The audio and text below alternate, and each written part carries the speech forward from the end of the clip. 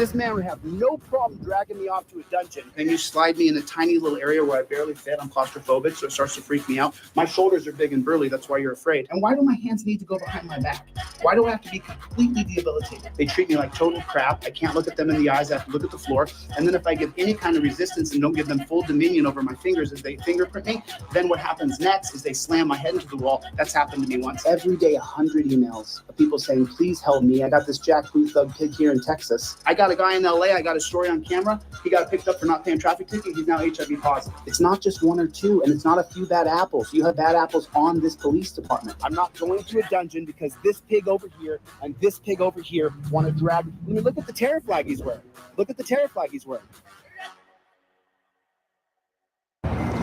Video. What happened? That's his business, not yours. My business to ask, though. You know what I mean? I was actually going to drop the cameras and go into Kung Fu mode. Good thing you came back. If you hadn't come back, I was going to Kung Fu, bro. I'm just standing there filming, you know? These guys are so predictable. Such beta male chumpzillas that when you put torture cuffs on someone, you're torturing them. I appreciate your information. Well, it might not affect you at all. You might not give a rat's ass about another man. How many cops you guys need? You guys need a few more cops here? 1, 2, 3, 4, 5. Get another giant like this one.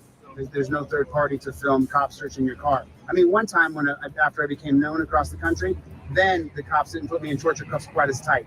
I was in torture cuffs and the guy tried to cut off the blood to my ulnar nerve and my arm. That's why this hand shakes now. That's what he did. He's got his hands on his head like a POW though. You know, I'm not a fan of police, but at the same time, I'll treat you like an individual. Absolutely. Until someone gives me a directive or tries to demand my ID or. No, so you can't do that in here. You can do it to us all you want. So let me now let me tell you this: go pound sand. Go pound sand, bro. Jump down on your knees and eat my shorts. I'm filming them right now. What are you gonna do about it? What are you gonna do about it? No, you can't. No, you can't. Go ahead. Now let me educate this dirty jackboot thug pig. You have a First Amendment right to film police. That right does not change when you go into a police lobby. It's right there, the right to film cops. You got people like that who don't know that this is a public forum. I can film in here anytime I'd like. What are you gonna do about it? Well, you're not gonna do a damn thing. And if you do, I'll sue you personally under 1983. And then you'll face federal district court. Or take your happy ass back to your office and flee like a little dog. That was easy. Look at this kid. Look at him. Little stick figure they put in a costume. That one there was a violation. Personally, I wouldn't have it. This is a kid. I could wipe the green from out behind his ears. Don't do this crap. Was your daddy a pig? Tell me what happened. Retire now, dude. Are you going to physically stop me from doing my job? I'm not going to physically do that. Okay. Well, then I'm going to walk around here and take some videos. Okay. So if you're done, then head on back. Okay. Thank you. All right. Have a good day. Appreciate you. Okay.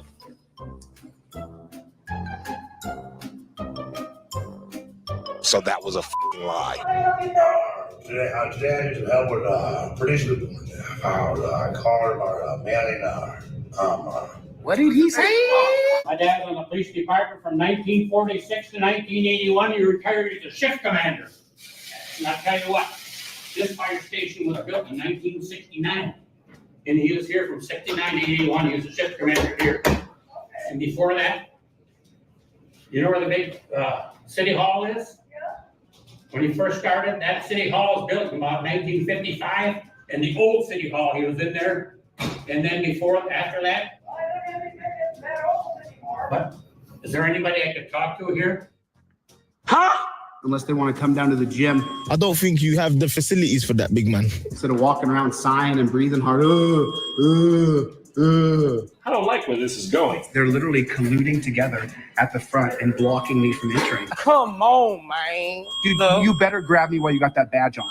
I'm not going to physically challenge you, dude. Not while you got the badge on and you're working in a security capacity. I'm not going to challenge you. Hey, there we are. There's an officer of the law. I don't go in there and smash that desk and beat everybody up and say, I'll do what I want because I agree to live under a series of laws. I've agreed to that. I'm a law-abiding citizen. I won't violate your rights just like I don't want you to violate mine. I want a matter of record. I'm not willingly walking off. He's telling me if I don't leave that he's going to arrest me. And so as a man of law and order who respects the social contract and the rule of law, I'm going to do what he tells me to, because if I don't do what he tells me, he's going to arrest me. bro. You're not tough at all. With your badge and gun, you got no badge and gun, you're a wuss. Don't get in my face, punk ass. Excuse me. Think you're a man with a gun in your hand, don't you? You're a jack. Thank you for being a good. I'm telling you, dude. Hold up. Wait a minute. Dude, get your hand off my camera, lady. I'm fired. Your dad's a pig. Your dad is a pig. Call my dad a pig? I think your dad's a pig, bro. Are you rude? Get off me, bro. Get off me, bro. You want to attack me? Do it. Go ahead. No, I'm not. Go ahead. Trying to get... Go ahead. What's the matter? You don't want to be on camera now that you tried to attack me? You can't attack me, dude. You need to get on a stair stepper for a while. Where is law enforcement? For law enforcement for what? For having a civil discussion? Name and badge number. Name and badge number. What's your name and badge number? Hey, you have to identify yourself according to policy. Leave him alone. No, he has to identify. No, he doesn't. Yes, Leave he him does. alone. Go back to California and leave them alone. You're upset because he didn't identify himself. You can't act in your official capacity and not give your name and badge number. This cop comes out here and starts demanding me around and then threatens me that he's going to come out. Well, then do it.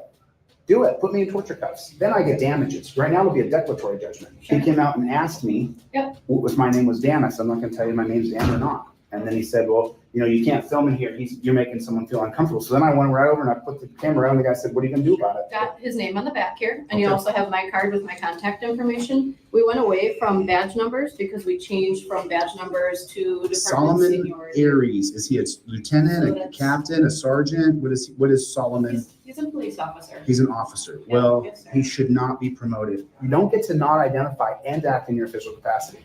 And that is worth filing for. It'll take me about 4 hours to write. Policy not to jump out of people's vehicles. But you guys killed the battery. Not allowed to. Are you going to help her get her car started? Can't base off my policy. Off your policy. What's your name and badge number? For what? So that you can identify the thousands of people watching. Why do I need to identify myself? Because you're an officer on duty, and according to the LVMPD handbook, when someone asks you for your name and badge number, you're supposed to give it. Based off what? Your handbook that I've read, that you have not read, obviously. I'm a member of the press. I'm a member of the press. I need to identify you. Okay, I'll do what I do. I grew up in this town, and this is bullshit. They were going. Hey, left the lights on. I can't even steal my car. If you're gonna one up and you're gonna film the police, you better know what you're gonna say and how you're gonna say it. You have to practice saying it. So when you see a copper, you're gonna run up and you're gonna say, "Ladies and gentlemen, I'll be filming this interaction. I invoke my First Amendment right. You can address me as Mr. Good Citizen." You have to have your stick down. Cop comes up to me and says something. I'm a little bit confused. You can leave I'm our gonna scene. stand Yes, you right can, here. sir. I'm standing in the parking lot. I came to Sir, get would gas. you like me to and you guys, trespass this individual you from your can't property? trespass me, honey. You can't solicit a trespass. Go ahead, let's follow it. Let's see if you're gonna get sued. She's trying to solicit a trespass from owners. It's illegal. You guys are seeing it all over the country. Auditors are getting arrested left and right. And why are they getting arrested? Because they don't have their stick down. They don't have their lingo, their jargon, their mumbo jumbo, and they don't invoke their rights. Now, when the cop comes up to me, the first thing I'm going to say is, I invoke my Fifth Amendment right to remain silent. What's your name and badge number? Now, I just said that I get to be quiet, and you have to tell me who you are. You see the power in that? You see the power in that?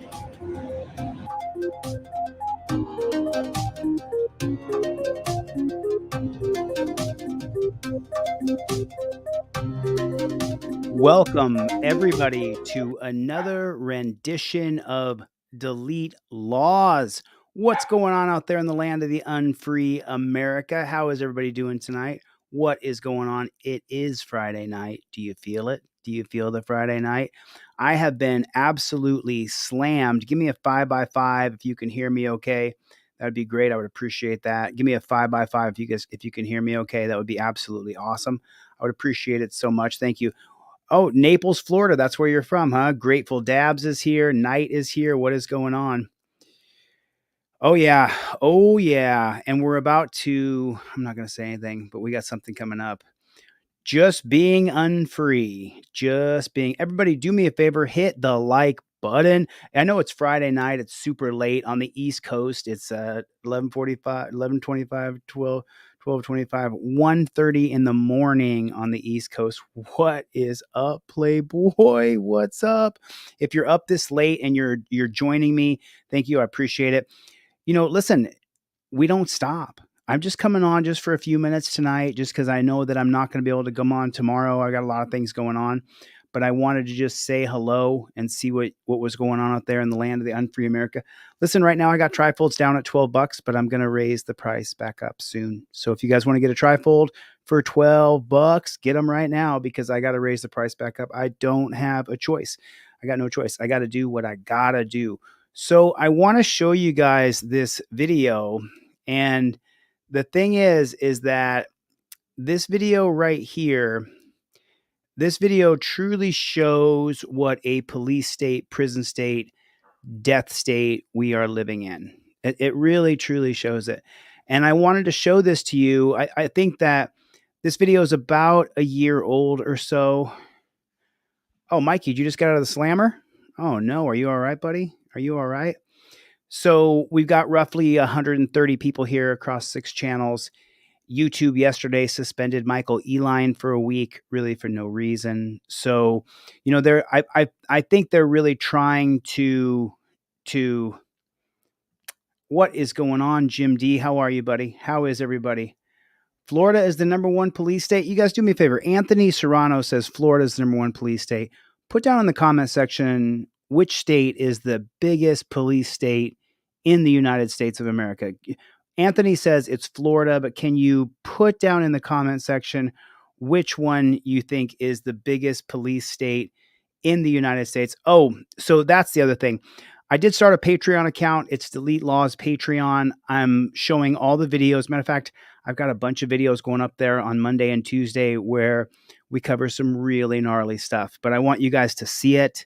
Let's check out a few minutes of this. I'm going to pop back in with you guys. I'm so sorry. Can you guys do me a favor? Can you type in the comment section OTVO, which stands for Overturn Terry versus Ohio? Can you put it in the comment section for me real fast? OTVO. Put it in the comment section for me. McDonald's, her privilege to be there was in fact revoked. But trespassing is only committed if one refuses to leave or returns after being asked to leave. But here's the thing. Miss Hancock did leave. She was backing out of her parking spot as Sergeant Stanley arrived. But he stopped her and initiated contact. It should also be noted that the call for service was dispatched at 4:40 p.m. and Sergeant Stanley arrived at 4:43 p.m.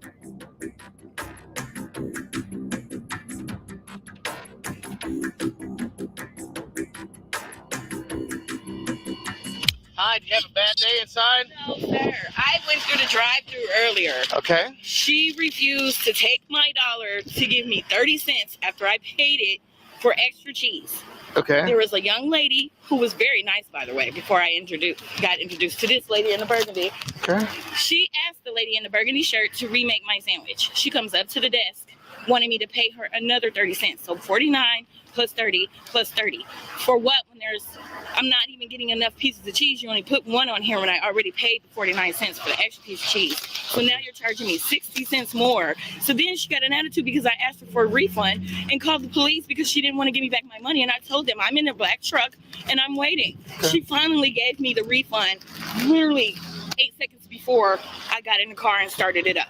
The problem was all I wanted was to be remade with an extra piece of cheese. She started screaming at me and I'm just like, well, ma'am, she explained it to you. Why won't you go make it?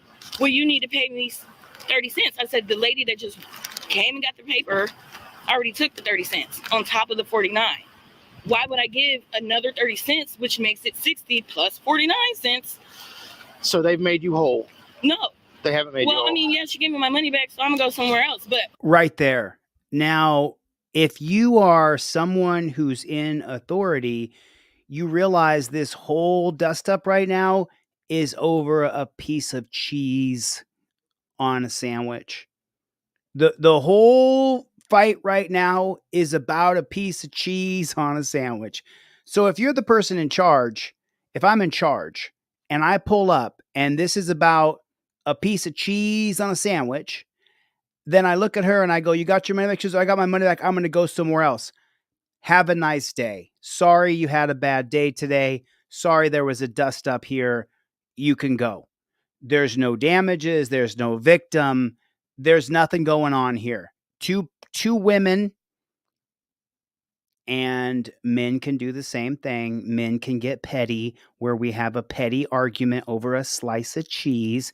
Put a 1 in the chat if you can be petty. If you can be Brick is here. Put a 1 in the chat if you can be petty. If you're a man or a woman, put a 1 in the chat if you know you can get down to it. Someone pisses you off and you start going back and forth with them over a piece of cheese, right? So when this copper pulls up and she says, I got my money back, this should be over right here. It should be all over right here. She said, you got your money back? She said, I got my money back. So they've made you whole. No. They haven't made you Well, whole. I mean, yeah, she gave me my money back, so I'm gonna go somewhere else. But Okay. Perfect. the problem was she should have just remade it like the lady asked her. I came all the way back here Okay, so she's still bitching, but have a nice day, lady. Take off. to get my sandwich. Obviously, I wanted to go home with it. I didn't understand where she got confused at after the lady already said, yeah, just go ahead and remake it. Put a piece of cheese in the middle. She started getting all extra, wanting me to pay her again. No, ma'am, it doesn't work like that. I paid now 3 times for only 1 piece of cheese that I still didn't even get. Okay. So she gave me a refund. I'm leaving. She started screaming at me, telling me to have a good day and not to come back here. And I said, I won't. So you didn't say anything. You was a complete angel. I know, I'm getting information. You're getting disorderly I at the sure store. did. Okay. All right. I did. So here's what's going to happen. You've been made whole, right? You got your I'm money leaving. back. You pulled up. I didn't Yep. want you to have to So, chase me so down here's the what we're street. going to do. They want you trespass. They don't. Who cares? Just listen. I know. It doesn't mean anything. It's a McDonald's. They don't want can't you. even There's do it one right. on every corner. Customers are right. Thank you. So Miss Hancock voluntarily tells Sergeant Stanley her side of the disagreement. But she is not even required by law to speak to him, period.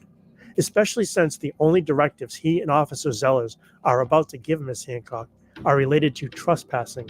They do not provide any lawful orders or state any other claims against her other than she was required by law to provide her information for a trespass warning, which is completely false.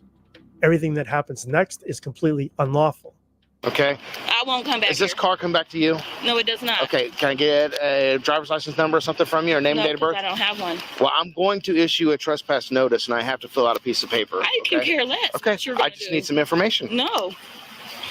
But I She do. gave a description. You can use that, but no, No. sir. So I'm filling out a paper. Oh, go ahead. Okay. Fill it out. It's going to have your information on it so that you can't come back on the property. Who wants to? It's a McDonald's. I like you understand said, that, there's one on but the I have to corner. serve you with a piece of I'm paper. not about to give you my info. Sorry. You are, just because won't it's a come back crime if you don't. No, it's Because you're not. trespassing. The crime is her being nasty and won't make my sandwich the way I paid for it. It's my money. Okay. That's nasty. You're going to make it more difficult than it has to be. If you arrest me, I promise you, you're going to have a problem. I won't have a problem. Nasty. You're going to make it more difficult than it has to be. If you arrest me, I promise you, you're going to have a problem. I won't have a problem. Yes, you will. No. No. I won't have a problem. Not over a sandwich. Not over a sandwich. All I want to do is give you. Wow. How absolutely amazing. The cops are now the arbitrators of whether or not you're going to get more cheese. She said she got more cheese. We want more cheese. You know, you got to get that lip up like Elvis. Got to get more cheese. I'll tell you what right now. You got to get that cheese going. You got to get the cheese. My mind is blowed. Like, why can't the cops say, okay, tell you what, you go ahead and go. Goes into the store and goes, all right, she's gone. Let's let it go for today. Take care. Why can't they just do that? This is some pretty ridiculous stuff here. I promise you, you're going to have a problem. I won't have a problem. Yes, you will. No. No. Oh, I won't have a problem. I won't have a problem. Not over a sandwich. Not over a sandwich. All I want to do is Right, let it go. give you a piece of paper. You have to. What? There's so many McDonald's out here. For what? We're okay. The rude ass bitch. Now you're getting disorderly. Take it up to another level. Take it up to another level. Yours down. I'm fine. I just want to fill out a piece of paper. For what?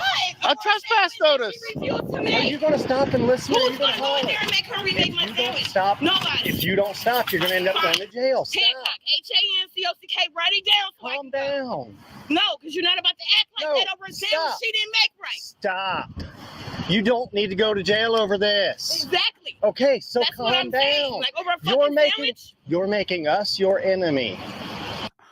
I'm so sorry, Copper. I hate to stop the video. You are the enemy. You're the problem. She was pulling away and leaving. Her entire adventure had begun and ended. She was leaving. You pulled in and pulled her over. You are the enemy, Copper. The cops are the enemy of freedom. The cops are your enemy. Unfortunately, don't call them pigs, but cops are our enemies. Right now, on Friday night, when you drive down the road, what do you have to fear the most? Is it a gangbanger? Is it a roaming wild tire that's fallen off of a car? What do you have to fear the most when you drive down the road tonight? What is it? What is it? I just want to see. Can anybody tell me what is it that you have to fear the most tonight if you drive in your car? There it is. There it is. A Sin City giggles and Liberty got it. The number one thing that we fear in this country are the police because they're Gestapo. They're absolute Gestapo. And then right here, Rising Tides Outreach said, Chili, your answer to why can't they is they can.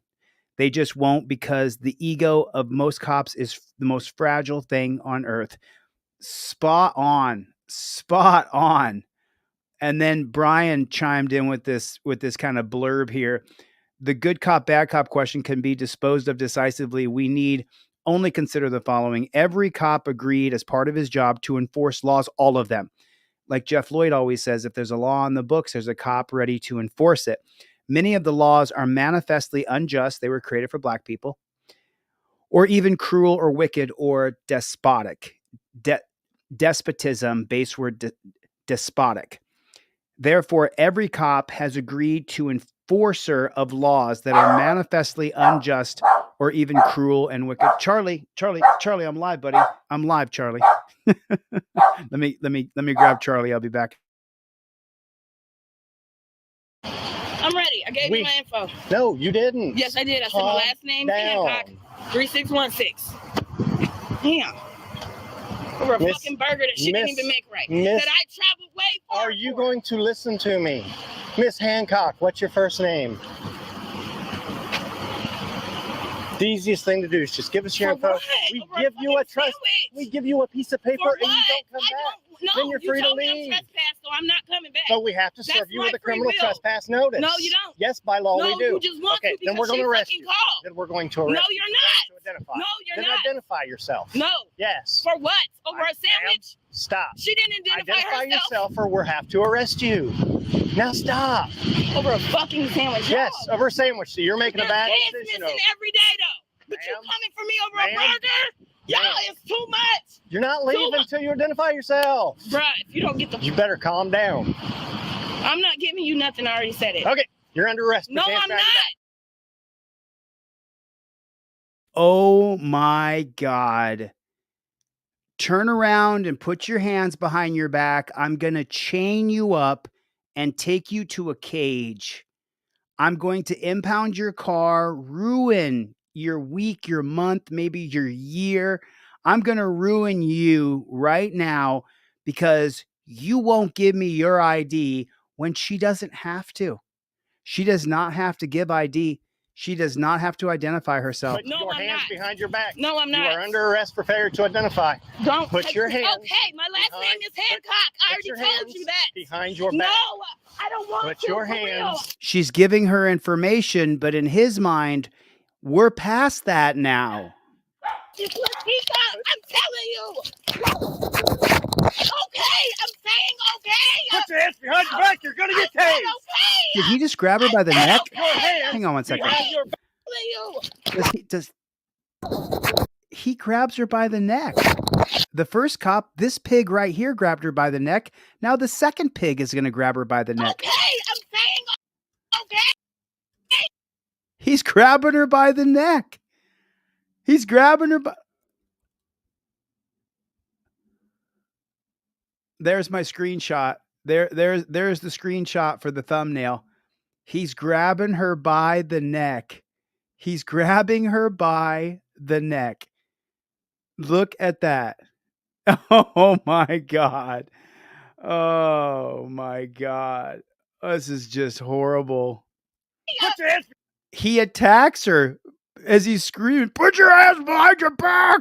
Behind your back, you're going to get tased. I said okay. Put your hands behind your back. Sir, look at the video on the right that was taken by the bystander. Put your hands. Okay, I'm get down. Can I please Up against the just have car. my hand around? Up against the Well, car. twist Up against the car. Oh, he started punching her. Look at the video on the right. This cop starts punching her. Up against the car. He's twisted, she said. Up against He starts punching her in the face.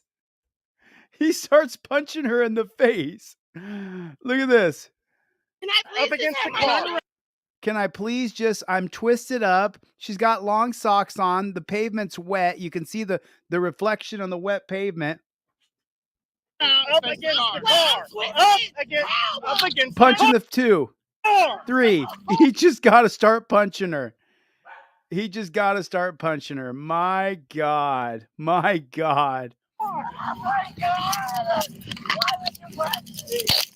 Miss Hancock denying both Sergeant Stanley and Officer Zella's the ad nauseum request for her identification is completely lawful. But they then do what an unreasonable amount of peace officers do every single day in this country. They compound their mistakes, they escalate an already unlawful encounter, and allow their personal feelings to drive their actions. I will dissect the arrest itself shortly, but first, Sergeant Stanley and Officer Zellers never even spoke with the McDonald's employees prior to engaging with Miss Hancock, which means they did not even conduct an investigation. Their motivation was solely based on the call for service that stated Miss Hancock was, quote unquote, yelling at employees, and they, quote unquote, wanted her trespassed. The officers had no clue to what degree, if any, Miss Hancock was being disorderly. It is certainly not illegal to have a disagreement with or yell at the employees at a McDonald's. And those are the only facts Sergeant Stanley and Officer Zellers had prior to arresting Miss Hancock. Sergeant Stanley did not obtain any formal statements from the employees describing Miss Hancock's so-called disorderly behavior. He just simply put their names as witnesses to a trespass. And neither officer looked at any security video footage. So they had no way to even affirm that Miss Hancock's behavior rose to the level of any sort of criminality. And Miss Hancock acknowledging to Sergeant Stanley that she was not, quote unquote, an angel when dealing with the McDonald's employees is not enough for the officer to make any criminal determinations. Sergeant Stanley and Officer Zellers approached this situation with all deference to McDonald's. And from the beginning, treated Miss Hancock... I mean, look at her. I mean... Take a look at her face. Take a look at her face. She's a human being. She doesn't deserve to have her face bloodied like that. She doesn't deserve to have her lips split. It's over a sandwich. This is over a piece of cheese. This is over a piece of cheese. And the police escalated it. They escalated it to where she's bleeding and chained in the back of a car, in a cage, being arrested and charged with crimes. You dirty jackboot thug pig. What kind of man are you reaching for a woman's neck? I just... thanks for the super chat, Rising Tides. Over a piece of cheese. She's bleeding. Look at her face. When does punching somebody turn into a crime? When you punch someone who's not punching you. That's when it's a crime to punch somebody. When someone's just trying to get their head together why they're being attacked, and he just started punching her in the face.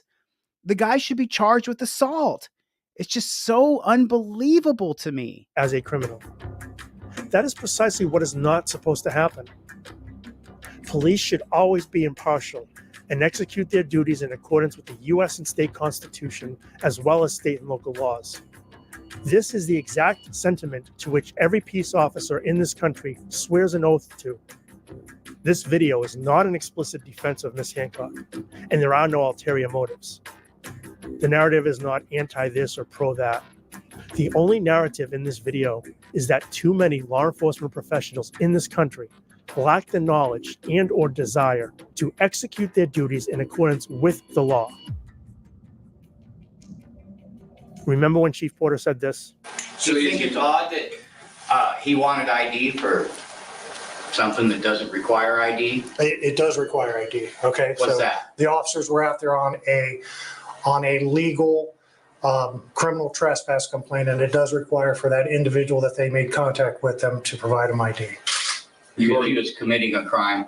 Huh? It was trespassing. Yeah, she was trespassing. Over a cheeseburger? She was trespassing.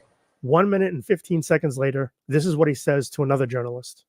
Did the officers have a choice to charge her with trespassing, or like who is that up to? The business, or is it up to? The business requested that she be. And so they had to do it. So yes, the business requested that she be charged with, or not be charged, but that she be given a formal warning for trespass. A formal warning for trespassing? It does not exist. That is not a lawful procedure under the identification or trespassing law. When someone is asked to leave a property and they did not refuse to leave, the police cannot do anything but allow them to leave. They cannot require any information from the person being asked to leave because being asked to leave is not a crime.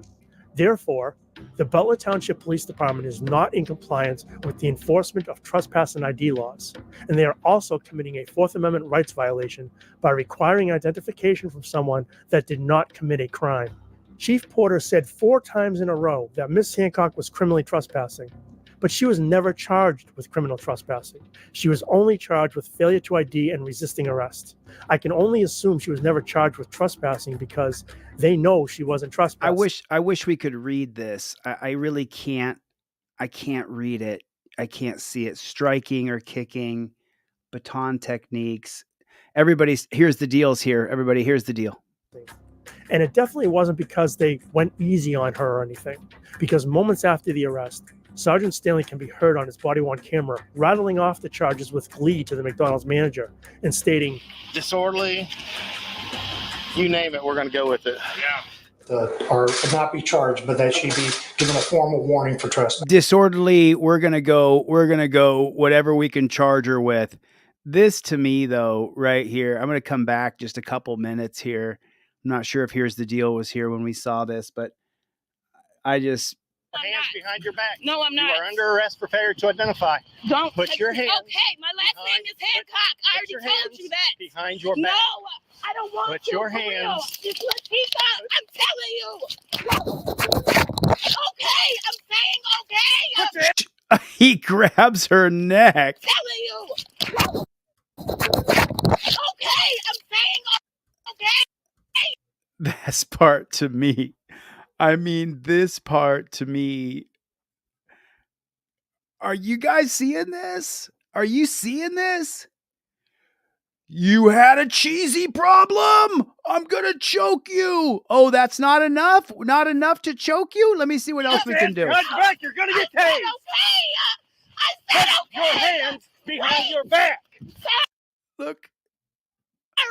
Wait, Look at the ground. See the wet mud puddles over here? See the back of the pigmobile? You see the puddles of water right there? So she doesn't want to go down and lay on the ground, but she says she will.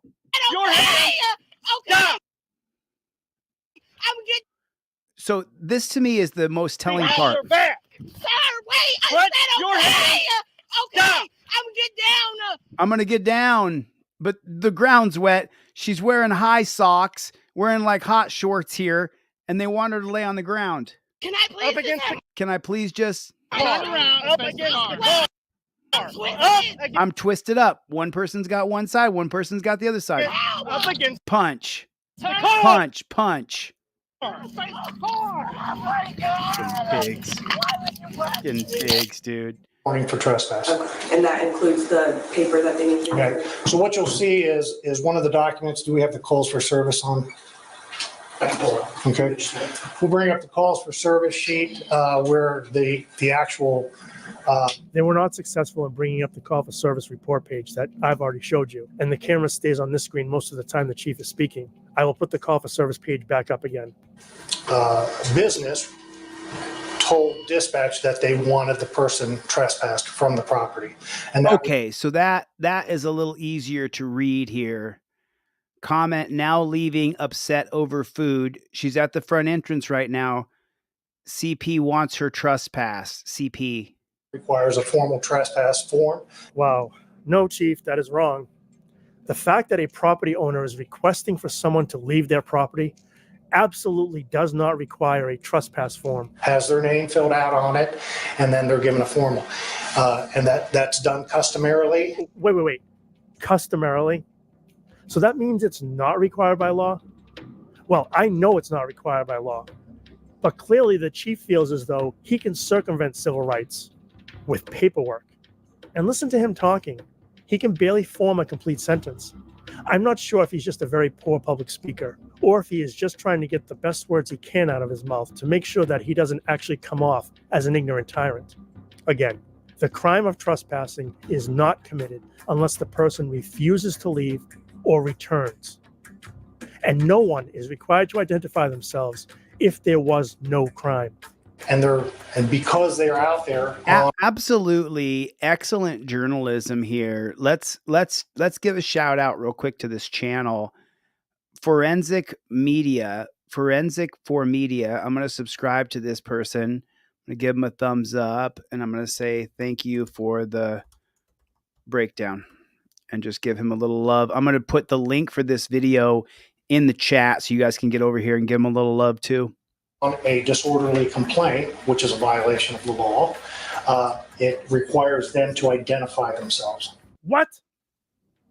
Because they are out on a disorderly complaint, which is a violation of the law, it requires them to identify themselves.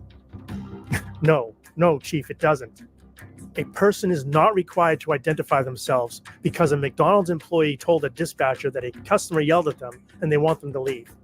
You can't stand there at a press conference and say after the fact that Ms. Hancock had to ID for a disorderly conduct investigation when the officer's directives to Ms. Hancock were only related to requiring ID for trespass warning, which in and of itself was unlawful. Perhaps if the chief didn't threaten to take his ball and go home, one of the other journalists could have questioned him on that. I cannot believe that this is a chief of police. He somehow got to this position with this illogical and unlawful thought process without anyone realizing that he is unfit and completely ignorant. Oh, no. My new friend for Forensic, my new amigo here, Forensic something. I can't see what the rest of his channel is called. Oh, no. All they care about is the ones who will toe the thin blue line. That's all. They don't care if he knows the law. They don't care. All they want is someone who's going to back the blue. Back the blue. As long as it's blue, back the blue no matter what. Just back the blue. Backing the blue is the only thing that matters. So for Forensic, I'm not sure what the rest of the name of his channel is, but someone could put the whole name of the channel in. He doesn't give a shit about law and order or being right. All they care about are following orders. That's it. That's the whole thing right there. I'm sorry for interrupting. Just want to jump in there real quick. Sergeant Stanley and Officer Sellers did not even look at this poor woman.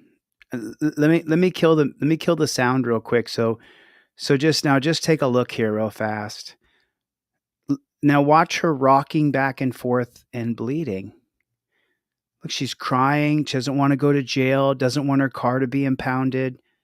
But the cops don't give a shit about her. And Officer Sellers did not even conduct an investigation for disorderly conduct. If that is why they were there, why didn't they?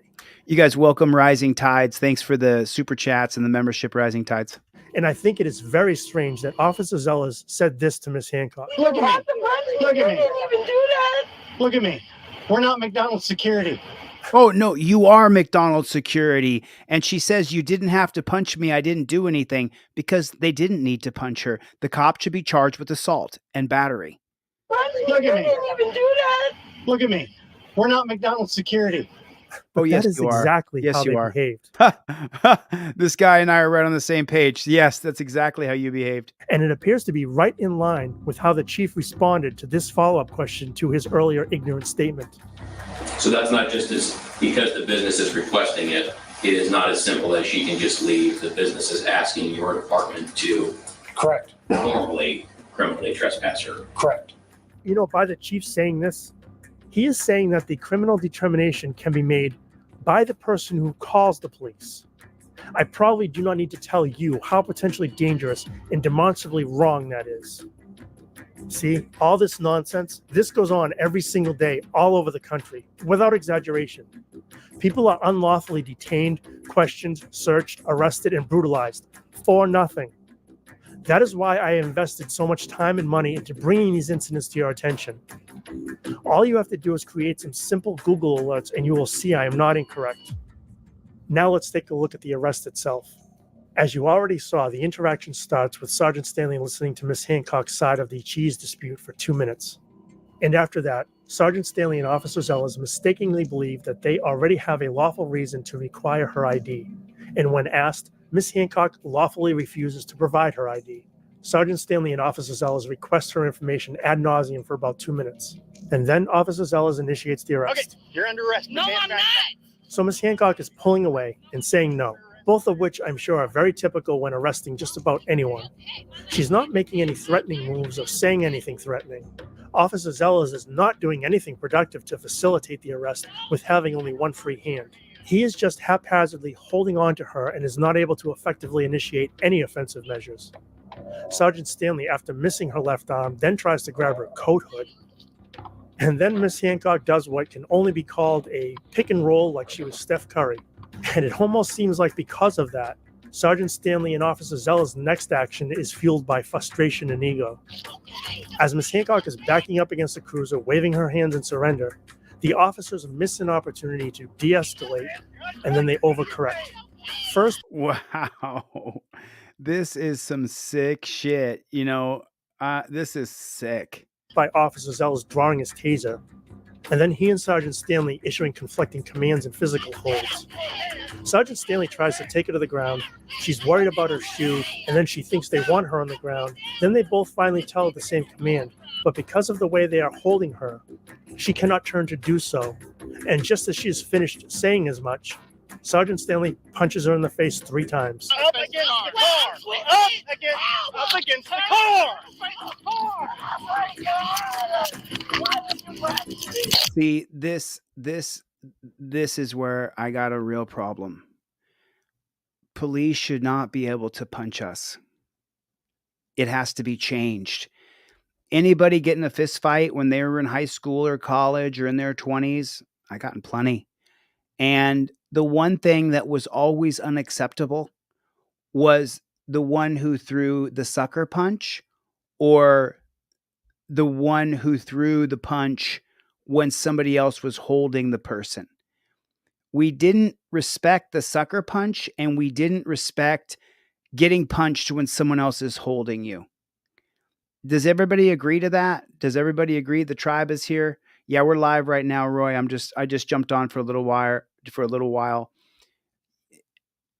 We all agree on that, right? That sucker punching somebody when someone else is holding them is completely reprehensible. Do we all agree on that? I just want to make sure we're all on the same page here.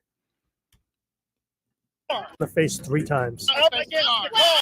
Watch this over here on the right. Watch on the right. Up against the car! You see him punching over here on the right-hand side? Do you see this over here going on?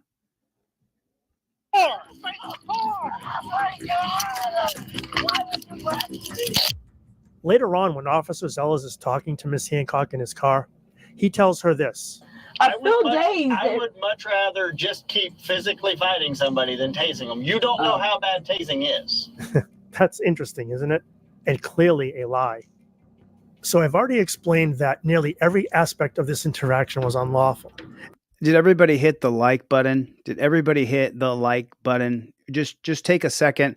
Let's just take a second real quick. I got to calm down because I'm going to start screaming, you dirty fucking pigs. I'm going to lose my mind in a minute. So let's just take a second. Double tap the screen if you're watching in vertical. Close the live chat. Hit the like button. Reopen the live chat. Just take you a second. Just 1 second real quick. Hit the like button. I'd appreciate it. I got one person. There's little 225 people here across all the channels I stream on. no matter what I do, you guys are going to watch my social media presence on this channel and the channels I have. It's all going to fade. It's all going to fade because they don't want my message. They don't want you to understand that the linchpin of the prison state, death state is Terry versus Ohio. It's not qualified immunity. You guys been listening to people on YouTube for a decade run around and scream, qualified immunity, qualified immunity. Qualified immunity matters, but it's been abolished in New Mexico, in Colorado. Connecticut is a Connecticut, New Mexico. So it's been abolished in 4 states. Colorado is one of the worst police states in the country. Has anything changed? Did anything change in Colorado? They abolished qualified immunity. Did anything change in Colorado? In Aurora? In Boulder? Did anything change? Nothing changed. The linchpin of the police state, prison state, death state. Before YouTube cancels my channels, I can't keep an account on TikTok. I've had over 5 million subscribers on TikTok. Can't keep a channel. It gets deleted. Nothing's changed. Qualified immunity has been abolished. It is not qualified immunity. It's not. It's Terry versus Ohio. What she's going through right now is being detained with torture cuffs. Detainment comes from Terry versus Ohio. All right. So I got 2 people to hit the like button. I stopped the show for a full minute and a half, 2 minutes, and 2 people. My influence is deep. And in these next couple of clips, you'll see that Sergeant Stanley and Officer Zellas may have actually come to that same conclusion, either partially or completely. 22 minutes after the arrest, Sergeant Stanley has this exchange with Officer Zellas. What do you want? Resisting, failure to identify. I don't know if failure to identify is what you want. You fail to provide information to avoid a criminal complaint. Take a look what you got. So Sergeant Stanley just said, I don't know if failure to identify is what you want. But isn't that the exact reason why they grabbed her, punched her, handcuffed her, and put her in the car? Is it not? So they did all of that, and they're not even sure what to charge her with. And what was the sergeant talking about? Failure to give her information for a criminal complaint? That's the same thing. There's no separate law for that. That is the ID law. And what does it mean when he says, take a look at what you got? Is he leaving Officer Zellas to sit there and figure out what to charge her with? I mean, this is technically Sergeant Stanley's arrest. Honestly, I don't even understand this incompetence. Then 5 minutes later, they have this conversation. I need to get everything out of her pockets, everything, and readjust her cuffs. No, just get her down to jail. Just get her down there and do it there? Yeah, we're not catered to her after what she did. No, I just mostly just want to get everything. What? What? Out of her pockets, everything, and readjust her cuffs. No. And he says no. Just get her down to jail. Just get her down there and do it there? Yeah, we're not Just get her down to the jail. We're not catering to her after what she did. catered to her after what she did. No, I just Wow. What a bunch of pigs. everything out of her pockets, everything, and readjust her cuffs. no. Just get her down to jail. Just get her down there and do it there? Yeah, we're not catered to her after what she did. No, I just mostly just want to get everything out. Make sure I don't look dumb going to jail if you miss something on her. I don't want to get her out again and have to get her back in the car. So you tell them that she followed us the whole way, and that once we didn't want to get her back out. So you can pat her down in the Sally Port, which you can do anyway. Go hold you for it. Go hold her for it. Failure to identify and resisting. I'm gonna have a traffic ticket since I find the ticket. Yeah, give me one. Let's talk for a minute.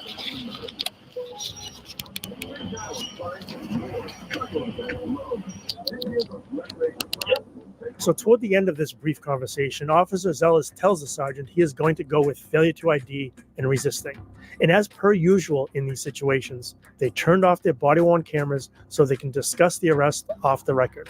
I don't know what Butler Township's body-worn camera policy is, but that's moot because no department should be allowed to choose when they do and do not record. Ultimately, it's going to need to be mandated by state laws so that the body-worn cameras can remain on for the entirety of an incident. There are plenty of laws that already exist that give police departments the ability to legally redact anything that is private or not for the public. Let me jump in here real quick, and I hate to say it because I just want you guys to know up front. When I was in the dungeon, I devised a helmet. Everybody knows what a helmet looks like in the Army. And around the rim of the helmet's like a 1/2 inch, 3/4 inch thick. There's cameras facing down on the sides and in the back. So there's no hand play. You can see what the cop is doing. There's 3 cameras facing 3 different directions on the top. Right here is a memory stick. Of course, everything gets transmitted to a server, but if the transmission breaks, then everything gets stored on the memory stick. The audio can never be turned off and the video can never be turned off. It's for officer safety. We want to make sure the cops are safe, so we're going to provide them all with helmets now. But the helmet has audio and video running 24 hours a day, 7 days a week. I devised it in the dungeon. But obviously something that is never recorded is never recorded. When the body-worn cameras are turned off, their conversation is partially picked up by the sergeant's in-car microphone. It's difficult to hear everything they are saying, but they are clearly discussing the arrest. And 60 seconds into their conversation, Miss Hancock can overhear them. And what she hears appears to remove all doubt as to the officer's intentions in turning off the body-worn cameras. I've been through this once with you, and I'm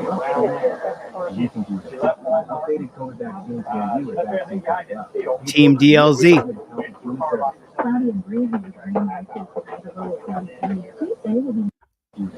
I can't hear. Listen close. I've been through this once with you, and I'm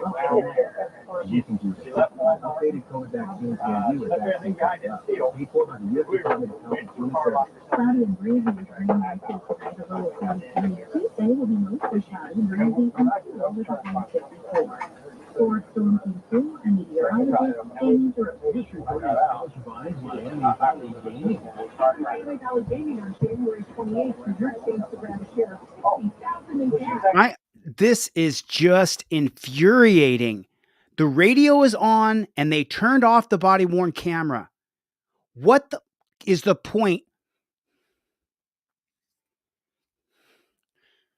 What is the point in having a body-worn camera to protect us from a tyrannical police state if they're going to have a radio on in the car and they turn off the body-worn camera? What's the point in having it? This is so infuriating listening to this because you can't hear anything.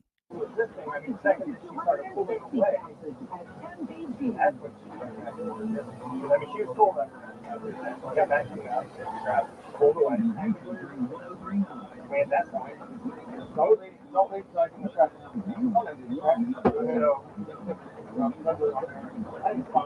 crazy how they were just standing over here talking about what they were going to say. Tell the truth. You don't have to talk about what you're going to say. I hope they put his name on my paper because I want to know what he's doing.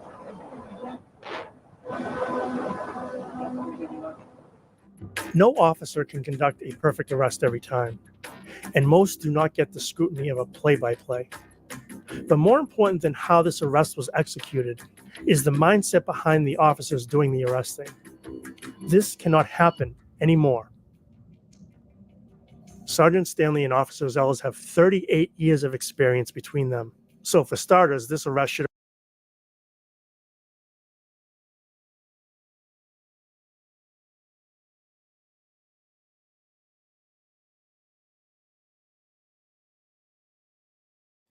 I'm going to mute the audio for just 1 second here, and I want you guys to take a look at the woman crying.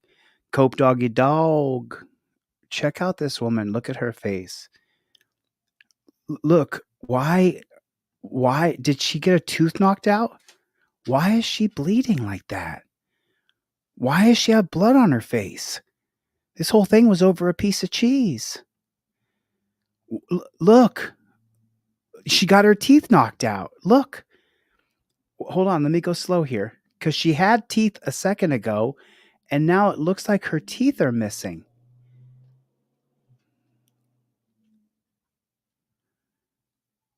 My mouth. She said my mouth, and she's crying.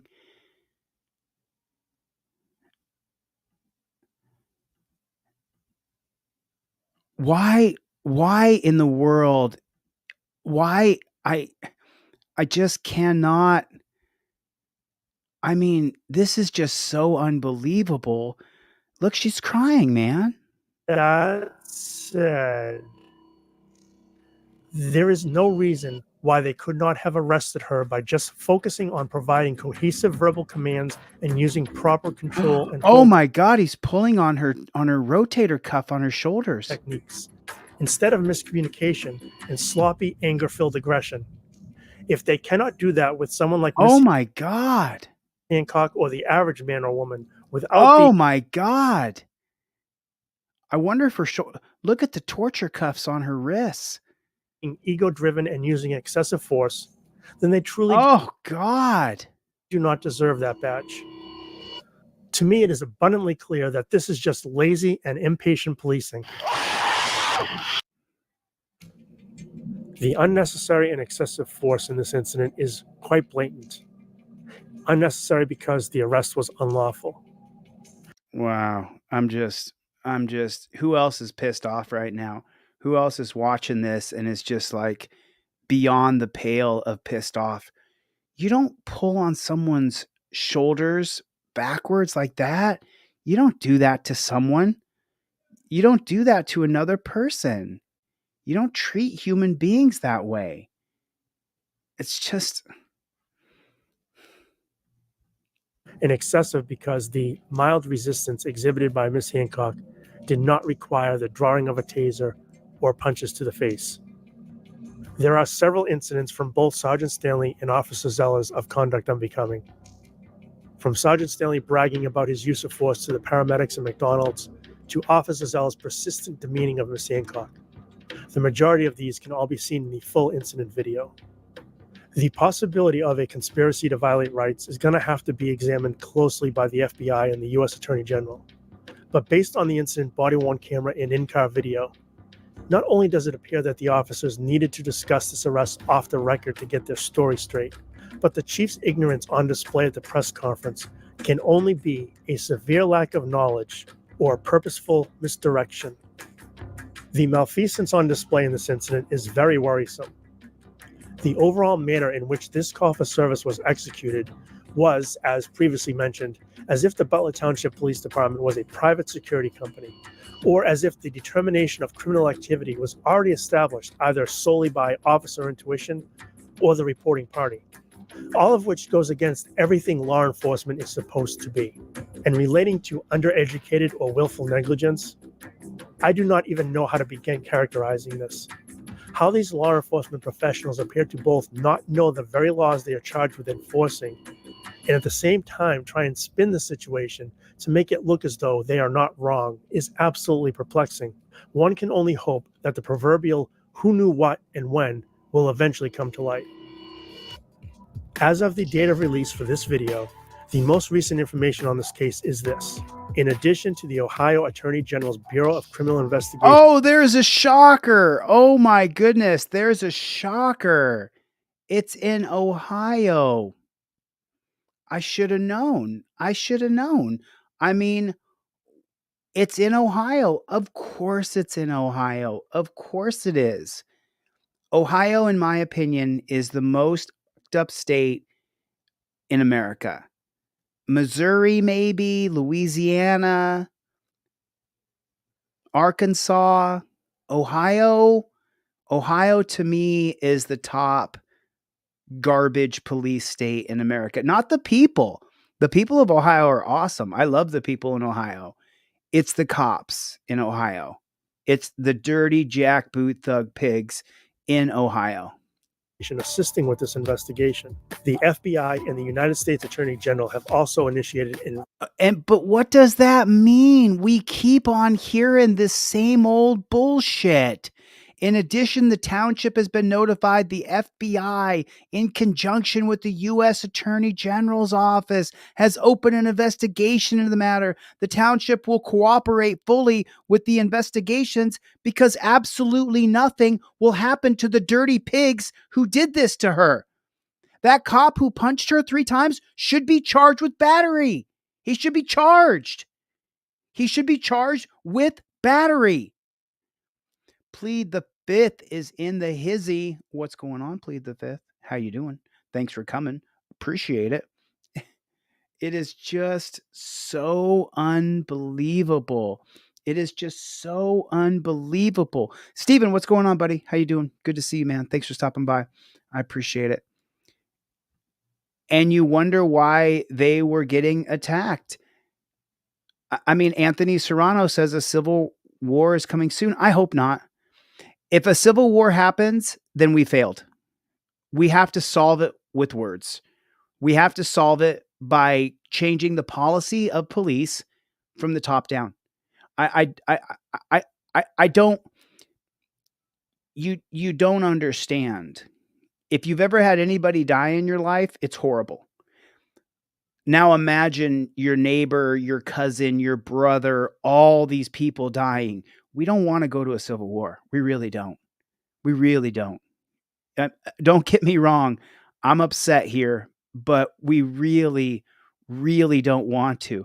Ethan's been a member for 3 months. Thanks for your membership, man. I'm going to get you to transfer that membership over to teamdlz.com if my webmaster will ever finish this website.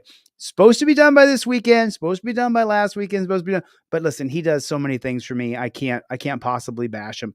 I can't possibly plead the fifth with another super chat. Thank you. I appreciate it.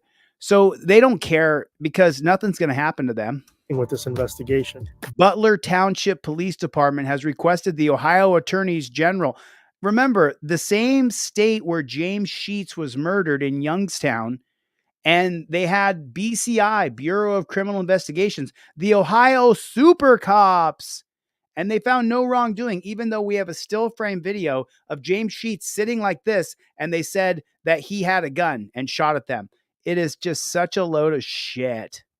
The FBI and the United States Attorney General have also initiated an investigation in this incident. On the message from the chief page on the Butler Township Police website, Chief Porter mentions that when he was hired in 2016, the department was on the cusp of extreme financial cuts and faced the possibility of being disbanded, with services being outsourced to the sheriff's department. If this unequivocal deficit in the department's education... Hold on a second. Let's take a look here. A message from our chief pig. Welcome to Butler Township Pig Shack. In 2016, I was hired as Butler Township Chief of Pigs after retiring from City of Trotwood. So he's getting retirement pay plus his pay. I started my career being a pig in 1981. At the age of 18, I began dispatching Madison Township. I joined the ranks of the Madison Township Police Department as a part-time officer at 21. In 1989, a full-time position. So he's been a pig since 1990. Since 1990. And there's the phone numbers. I'm just going to real quick here.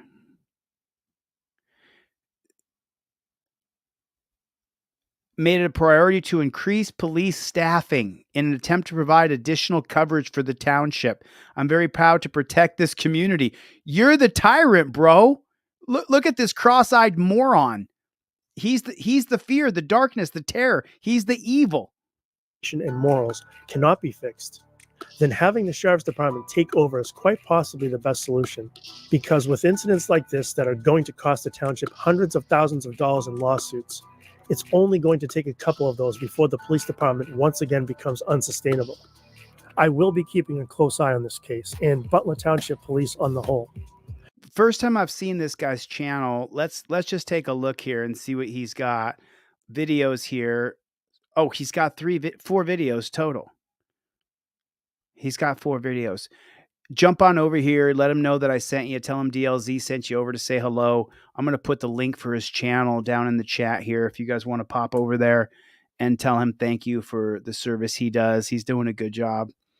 And then there's a national epidemic happening. Senior citizens assaulted by cops for nothing. Sonia Massey, deep dive analysis, Exhibit A to Episode 1. Oh, is this the breakdown? Oh, he goes even further in this one here. This is a year ago. And this one is unlawful arrest. Okay, so this is the one we just watched. Oh, these are a year old. He's been doing this for 1 year. Wow. him, you're going to be in trouble. Okay, ma'am. I promise you, because I know my son. Body camera footage shows a mother's outrage as her son is arrested for a crime he did not commit. Tonight, 2 THP troopers are being sued in federal court. They arrested a Tennessee man for DUI who was sober the entire time. It's the latest development in Jeremy Finley's sobering problem investigations, where he's finding sober Tennesseans arrested for DUI. I need you to get back in your vehicle for me. Okay, I will. Ask yourself this about your mom. What's the problem? If you'd been arrested on the interstate and your mother happened to drive by and see you, Why is my son being arrested? For driving under the influence, ma'am. He has not been drinking, sir. what would your mom say? Well, in the case of Thomas Mannis, who just been arrested for DUI while claiming he was sober. Wait a second. Are those the torture cuffs are on in the front? He's got the torture cuffs on in the front. Well, if you could put the torture cuffs on in the front in this case, then why can't the torture cuffs always go on in the front? Just been arrested for DUI while claiming he was sober. Got anything to drink today? His mom had plenty to say. I'm just saying, if you have falsely arrested him, you're going to be in trouble. Okay, ma'am. I promise you, because I know my son. And it turns out mother does know best. Mannis was arrested and charged with DUI, but his blood work shows he was completely sober. No alcohol, no drugs. And now he's suing both the state troopers who arrested him, citing unlawful seizure and false arrest. And it's what's once again captured on police body camera before the field sobriety test is even given. Do not take those tests. Cope, dog in a hizzy. What's going on, Cope? Raises more questions about why police are arresting innocent people, charging them with a crime they didn't commit. Real quick, you may remember, as part of our sobering problem investigations, we showed you what a Rutherford County deputy said about a pool player he just pulled over for a DUI. Take a listen. Never known a sober person shoot much pool. Oh, I know. He arrested that driver, who ended up being sober too. Now, watch what is said about Thomas Mannis last December. He was pulled over, not for swerving or speeding, but for having too dark of tinted windows in Monroe County in East Tennessee. Before the field sobriety test even begins, Trooper Billy Yates Matoy says he knows a relative of Mannis's and has a suspicion about Mannis. Probably got weed, probably high. Yeah. What? I guarantee you smoke weed today. What? What did this probably got weed, probably high? Got weed, probably high. Yeah. I guarantee you smoke weed today. That's the whole thing. The entire thing about Terry versus Ohio is that it can't be a hunch. It has to be reasonably articulable suspicion of a crime. Suspicion. It's not suspicion, it's suspicion. Reasonable, articulable suspicion of a crime. And let's listen closely real quick to what this pig says. Relative of Mannis's and has a suspicion about Mannis. He's got a suspicion. In Terry versus Ohio, the oral arguments, which I presented to you just day before yesterday, the Supreme Court justices, unelected, but they're going to uphold our civil liberties. None of them have ever been pulled over. None of them have ever been put in torture cuffs. None of them have ever had their mom or dad put in jail. So they have no idea what life is like for us. They're appointed by elitists, the Heritage Foundation. That's who picks out the Supreme Court justices.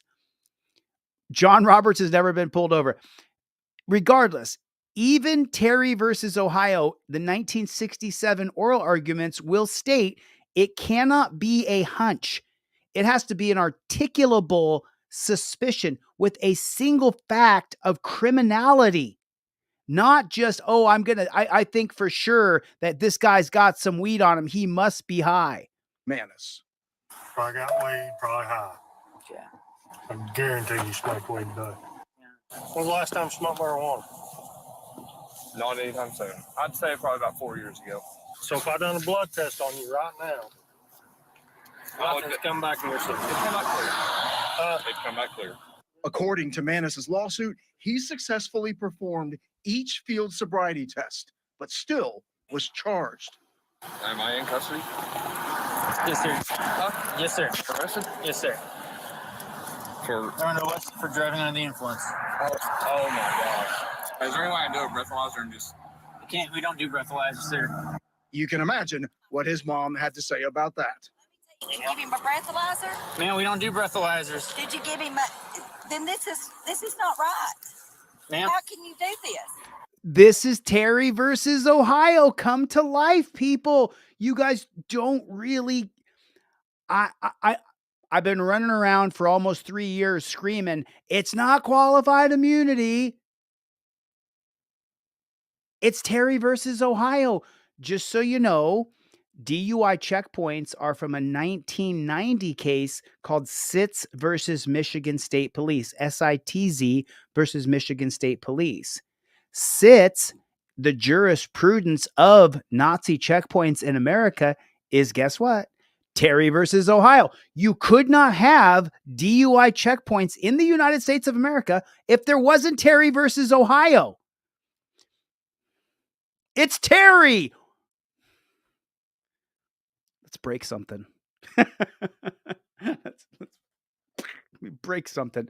It's Terry versus Ohio. Do you understand that? This man right here is being arrested because the cop is suspicious.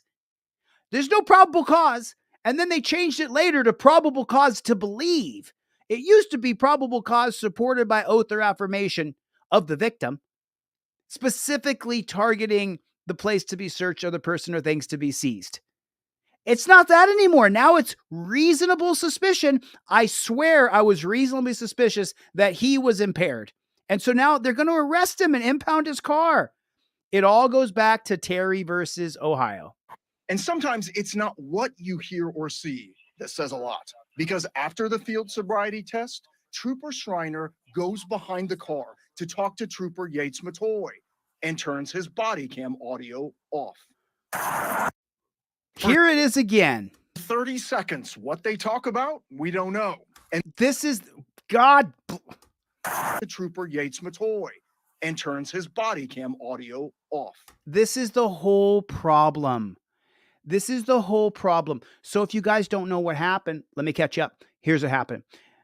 Body cameras were implemented a little over 10 years ago. They started to become a national thing about 10 years ago, about 2014, 2015. Cops started getting arrested and going to prison for murder. It happened a lot through 2015, 16, 17. Then the Fraternal Order of Police, a well-funded organization, then began to pay for candidates, ex-cops, in your local state legislature and federal legislature. Then what the Fraternal Order of Police did is they gave those cops who they got elected to office in Arizona. In Arizona, it was Kavanaugh. I forget his first name, but the cop's last name was Kavanaugh. He used to work in New York as a port cop for 30 years. He retired, moved to Arizona, ran for local government, got a seat in the Senate. He's an Arizona senator. The Fraternal Order of Police wrote a bill. They gave it to him that says, we get the body cam footage. It belongs to us. We own it. So every state in America now, almost every state, now has passed legislation that the body cam footage belongs to the cops. And they can manipulate their body-worn camera, audio, and video anytime they want. How'd that happen? The Fraternal Order of Police funded ex-cops in your state. And look, they turned the body cam off. 2 videos in a row where the body camera goes off. And put a 1 in the chat if you're getting pissed. If you're furious and you don't know what this jackboot thug pig said. And I'm pissed. I don't want the body camera turned off. I want to hear it. To talk to Trooper Yates Matoy and turns his body cam audio off. For 30 seconds, what they talk about, we don't know. And when the tow truck driver arrives to pick up Manis's vehicle, the driver asks Schreiner this question. And the audio is once again turned off. Wow, so Jeremy, can state troopers do that? Just turn off their audio? Well, Marius, we asked the Tennessee Highway Patrol that. A spokesman said they can't comment because of the pending litigation. So I asked for their policy on turning off audio and why they don't use breathalyzers anymore. And we are waiting to get that. Once we get it, we'll let you know. Okay, so in case you don't know, Tennessee is one of the worst police states in the country. You can't get body camera in the state of Tennessee unless you're incident to the arrest, unless you're a part of the arresting party. Is it Tennessee or North Carolina? I could misspeak here. I'm pretty sure it's Tennessee. I'm pretty sure it's Tennessee. I'm just dying to know. I'm just dying to know.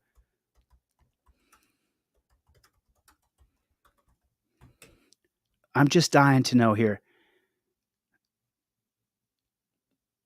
It says Tennessee has a number of laws regarding body cameras, including, let me share this with you guys. We're going to come right back to this video. We're at 4 minutes and 13 seconds in this video. We're going to come right back to it. I want to hear what he has to say here. 4 minutes and 13 seconds.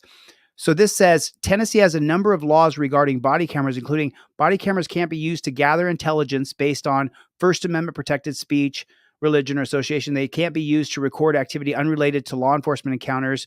Public record. Body camera footage is generally considered public record in Tennessee as long as it's redacted. As long as it's redacted. There's the caveat. As long as it's redacted. You can't get it. You got to pay a fee. Police must release video for certain law enforcement purposes, such as the district attorney to review potential criminal charges. It's a felony to tamper with body cam evidence, such as altering. The bill specifies the body cameras must not be used in a manner inconsistent with purposes described in this bill. Let's check out this General Assembly here. Can you guys see this? Whatever. I'll get into it. I'll read it when you guys aren't here. You're going to be in trouble. He was pulled over, not for swerving or speeding. Not anytime. For driving on the influence. You can imagine Trooper Yates Matoy and turns his body cam audio off. For 30 seconds, what they talk about, we don't know. And when the tow truck driver arrives to pick up Manis's vehicle, the driver asks Schreiner this question. And the audio is once again turned off. Wow. So, Jeremy, can state troopers do that? Just turn off their audio? Well, Marius, we asked the Tennessee Highway Patrol that. A spokesman said they can't comment because of the pending litigation. So I asked for their policy on turning off audio and why they don't use breathalyzers anymore. And we are waiting to get that. Once we get it, we'll let you know. You might have noticed in that story that we didn't speak to Manis. His attorney, Scott Canabos, said they couldn't comment because the case was pending. So I want to do a couple of things here real fast. First of all, I want to address what Stephen Clark said down here.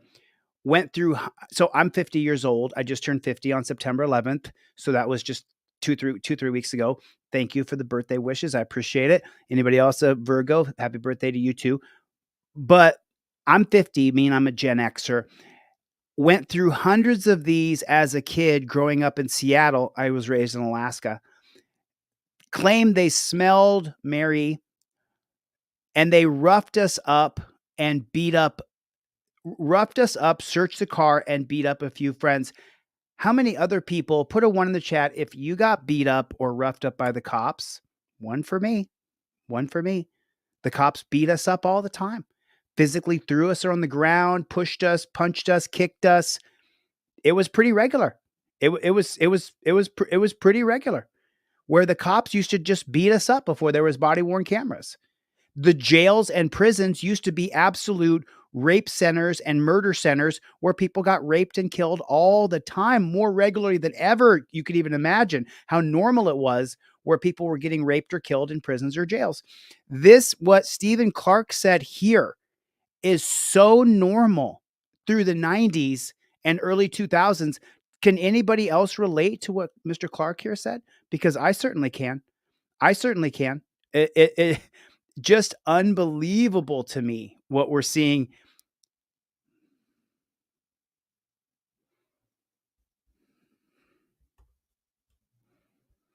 So I wanted to show this to you guys, and this is going to say that it's graphic, but it's not, just so you guys know. Okay, so this is that judge. He's the judge in West Virginia who was killed. Do you guys remember this? This just happened a few weeks ago. This body-worn camera just came out. Colt Stonewolf just became a new member. Colt, I did not see your green tag come through. Let me see if I can put them up on the screen. Everybody, please help me welcome Colt. Colt Stonewolf. What a great username, brother. What a great username. It's almost as good as Team DLZ. Pretty good. Pretty good. Pretty good. So YouTube is you guys can see they're just killing the channel, but there's nothing I can do about it. I'm starting another channel. So I'm not going to stop. Danelle's in here. I didn't see Danelle. Danelle Brown, is she in here? I want to make sure. Did I see her? Nice to see you. Nice to see you, Jennifer Hill. Thank you for coming. I appreciate it. There's Danelle. Hi, Danelle. Good to see you. Good to see you. Everybody, welcome Colt. Colt, welcome to the membership. Thank you for coming. I'm going to get you guys to move over to teamdlz.com pretty soon. So this guy's like, now, whoa, right there. So they show this just for the YouTube censors. They show stuff like this on NBC, CBS, ABC, any kind of primetime cop show. They show stuff like this all the time. Anything I do is age restricted. Anything I do is ad suitability and demonetized. Almost every single video I do is demonetized or age restricted. And it's just so unbelievable. It's just, they just suspended my friend Michael Eline yesterday for covering Julian, last name Assange. I can't even say it. I'm not even allowed to say it. I'm not. And now let's see if they demonetize and age restrict this video too. I'm just going to show you the video. Prior to the clip that we saw, he shot him right there. Sheriff Steins uses his telephone to make some phone calls. Shot him right there. Borrows Shot him right there. Judge Mullen's cell phone and appears to make a call on that.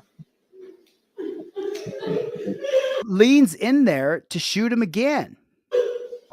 Mickey Stein stepped down as sheriff yesterday, just days after Governor Beshear gave him an ultimatum: resign or be forced out. I was in the Morgan County courtroom today as Steins made his first in-person appearance, and the video of the crime played out. In investigation of that death, were you able to determine who killed Kevin Mullins? Yes.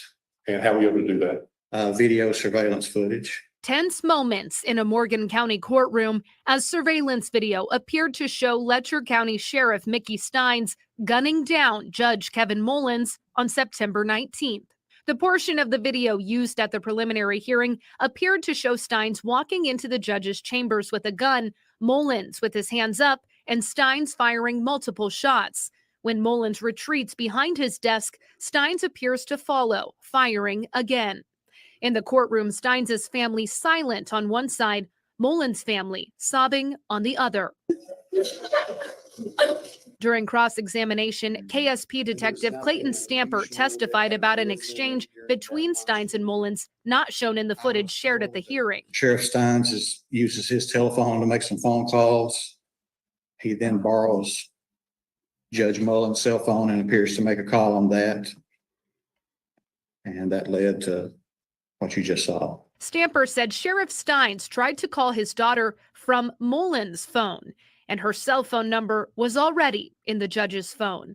Defense lawyer Jeremy Bartley indicating the contents of those cell phones could be telling. Let's be candid here. This is a man that has served Letcher County, his people there in some form of capacity for 22 years. And the testimony that I heard was that this was not planned.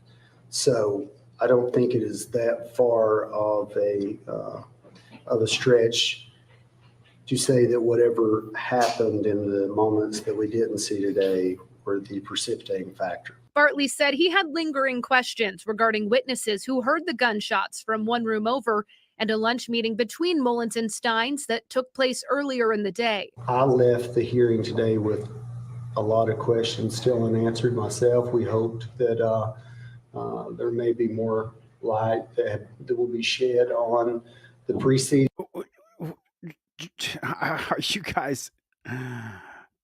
Are you guys confused? Team DLZ, I see you.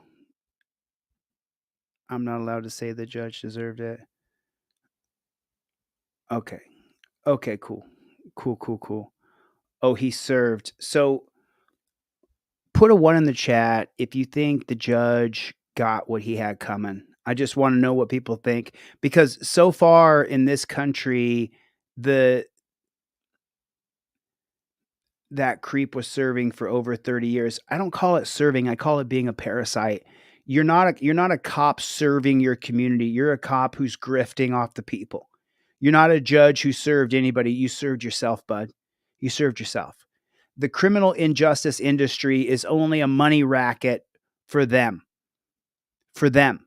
It is only to ruin our lives. It's not making, Mongoose, how do we know? How do we know what that judge did? I know this, the judges that I've dealt with in this country, from Ohio, Arizona, Massachusetts, Nevada, the judges that I've dealt with, the 4 off the top of my head that I can think of them and picture them, each and every one of them was such a gigantic piece of shit. Such a gigantic piece of shit. I'm a lot more forgiving than I seem on camera. I'm a lot more forgiving than what I seem on here. But the truth is that these judges are scumbags. They work for the police and the prosecutors and the state. They don't work in the vein of liberty, justice, truth, and transparency. When you see a cop punch a woman in the face like that, when she's trying to figure out what's going on, the cop should be charged with a crime. And so I don't have any empathy for this cop. I hope he's burning in hell. I mean, later when I get calmed down a little bit, then I get to thinking, yeah, and that's the other thing, Red Eye Rick, the piece of shit judge Ann Zimmerman, biased, unprincipled, CUNT, right? I can't sue her. She has absolute immunity. And it just has me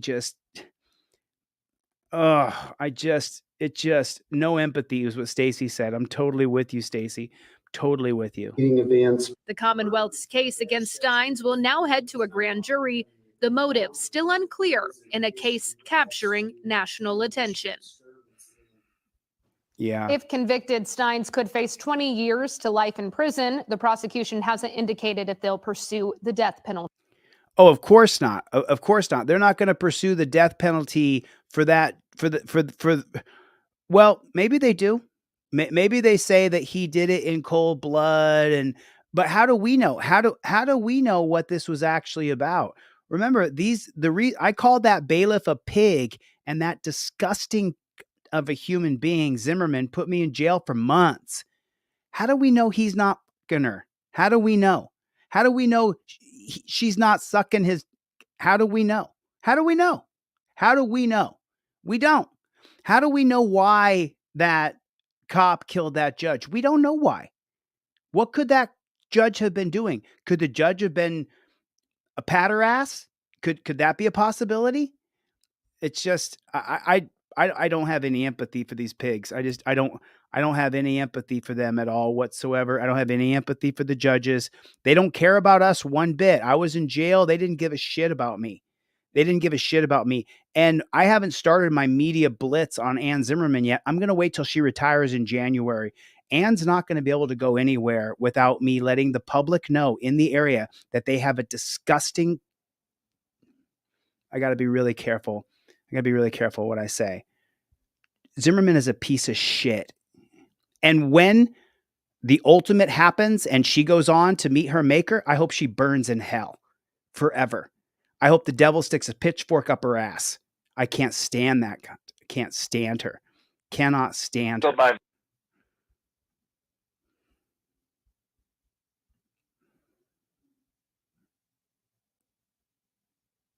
Of course, the body camera is not on, so we can't hear. He's got a grenade. He's got a grenade in his hand, or is that a flashbang? That is sick that they have these tools to use against us in this country. Why is he holding that? What a sicko. As he pulled in, we smash around this way. That's we got that right here. That's what the gunshots came like blah, blah, blah, blah.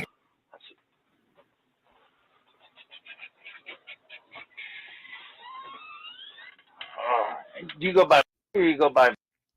Got a bunch of pigs in masks.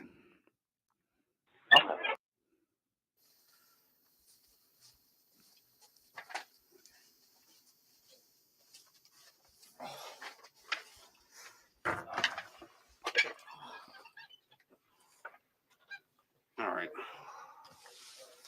Showed us absolutely nothing. Absolutely nothing. What a waste. What a waste. So I'm over here to make this video today, and there's a lot about, we talk about, are there any good police officers, or all police officers are corrupt? And, I was a police officer for 24 years, and I like to think that I wasn't corrupt. Oh, no, you were. And, I got many. Oh, no, you were. He sounds like Dominic Izzo. If you guys have heard Dominic Izzo, I interviewed him. He sounds like this. He sounds like this. He sounds just like this guy. We did it all right. We did it right. We were trained in how to choke people out, and we did it all right. Just like this guy. I was a cop for 24 years, and we didn't do it bad. No. You did it bad. You did it bad. You're the reason why we're here. You never said, let's get rid of torture cuffs. This cop right here, he never said, let's get rid of these torture cuffs. We can use cameras. We can use plastic. We can use different restraints. We don't need to use chains. I'm not sure what case that is, but I'm going to put it on the screen so I can look it up. Thanks for putting the case on there. Yeah, you were just as bad as the rest. For 24 years, and I like to think that I wasn't corrupt. No, you were corrupt. You were corrupt and dirty, and you towed the thin blue line. You were a jackboot thug pig. And, I got many family members, my brothers and everybody else is still police officers, and I don't think they're corrupt. But what happens within the system is oftentimes the good officers can't come forward, because if you say anything, then you're ostracized, you're called what they blackballed, blacklisted, or you're retaliated and totally moved from the police force completely. So it becomes a culture. It's the way you live. It's the way you think. There was a phrase that we often used to use in the workplace, and officers would say this all the time. And I want to say we learned this even in the academy. And they would say, I'd rather be judged by 12 than carried by 6. And then there's qualified immunity. So half the time when they're really saying, I'd rather be judged by 12 than carried by 6. Well, you're not going to get judged by 12, because the majority of the time it's qualified immunity that you're going to get out on that.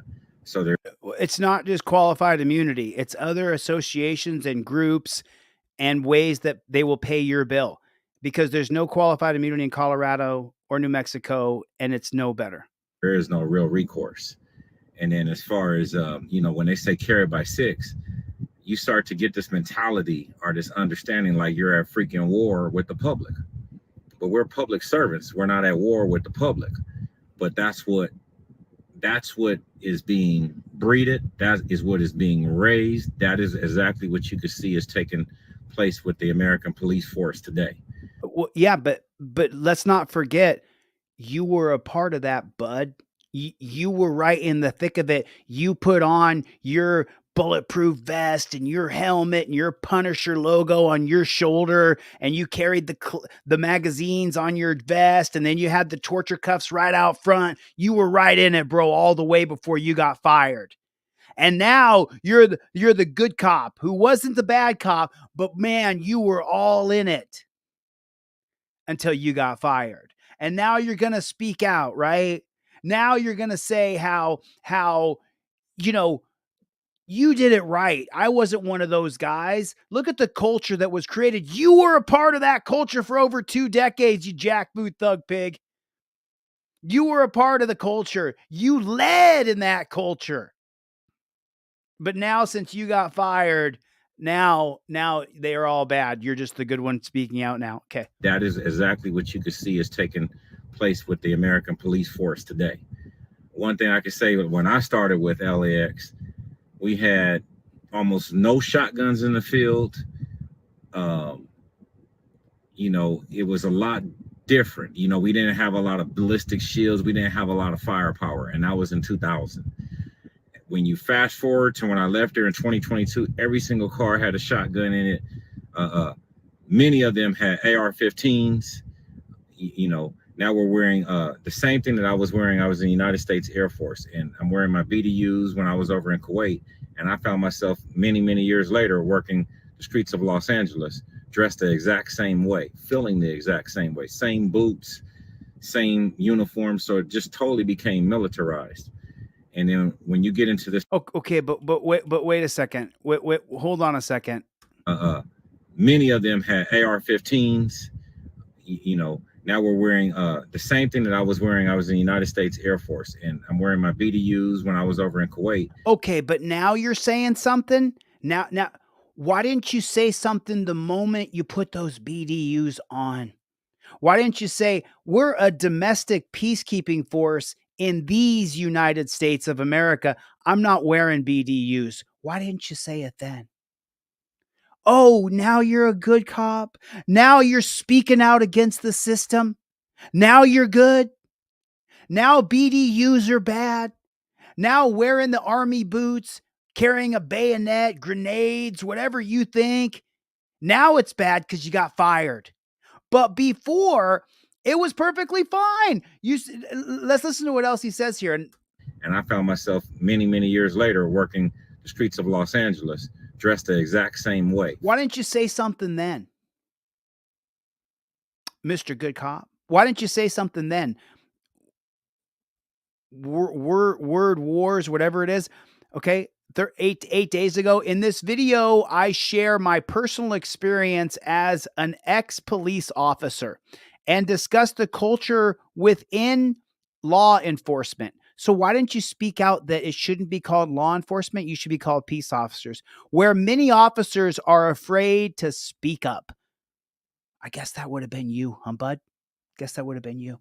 I'm just going to go out on a limb here and say that you never spoke up when you were a pig, did you? Fuck you and the horse you rode in on. Really? Really? Go pound sand. Really?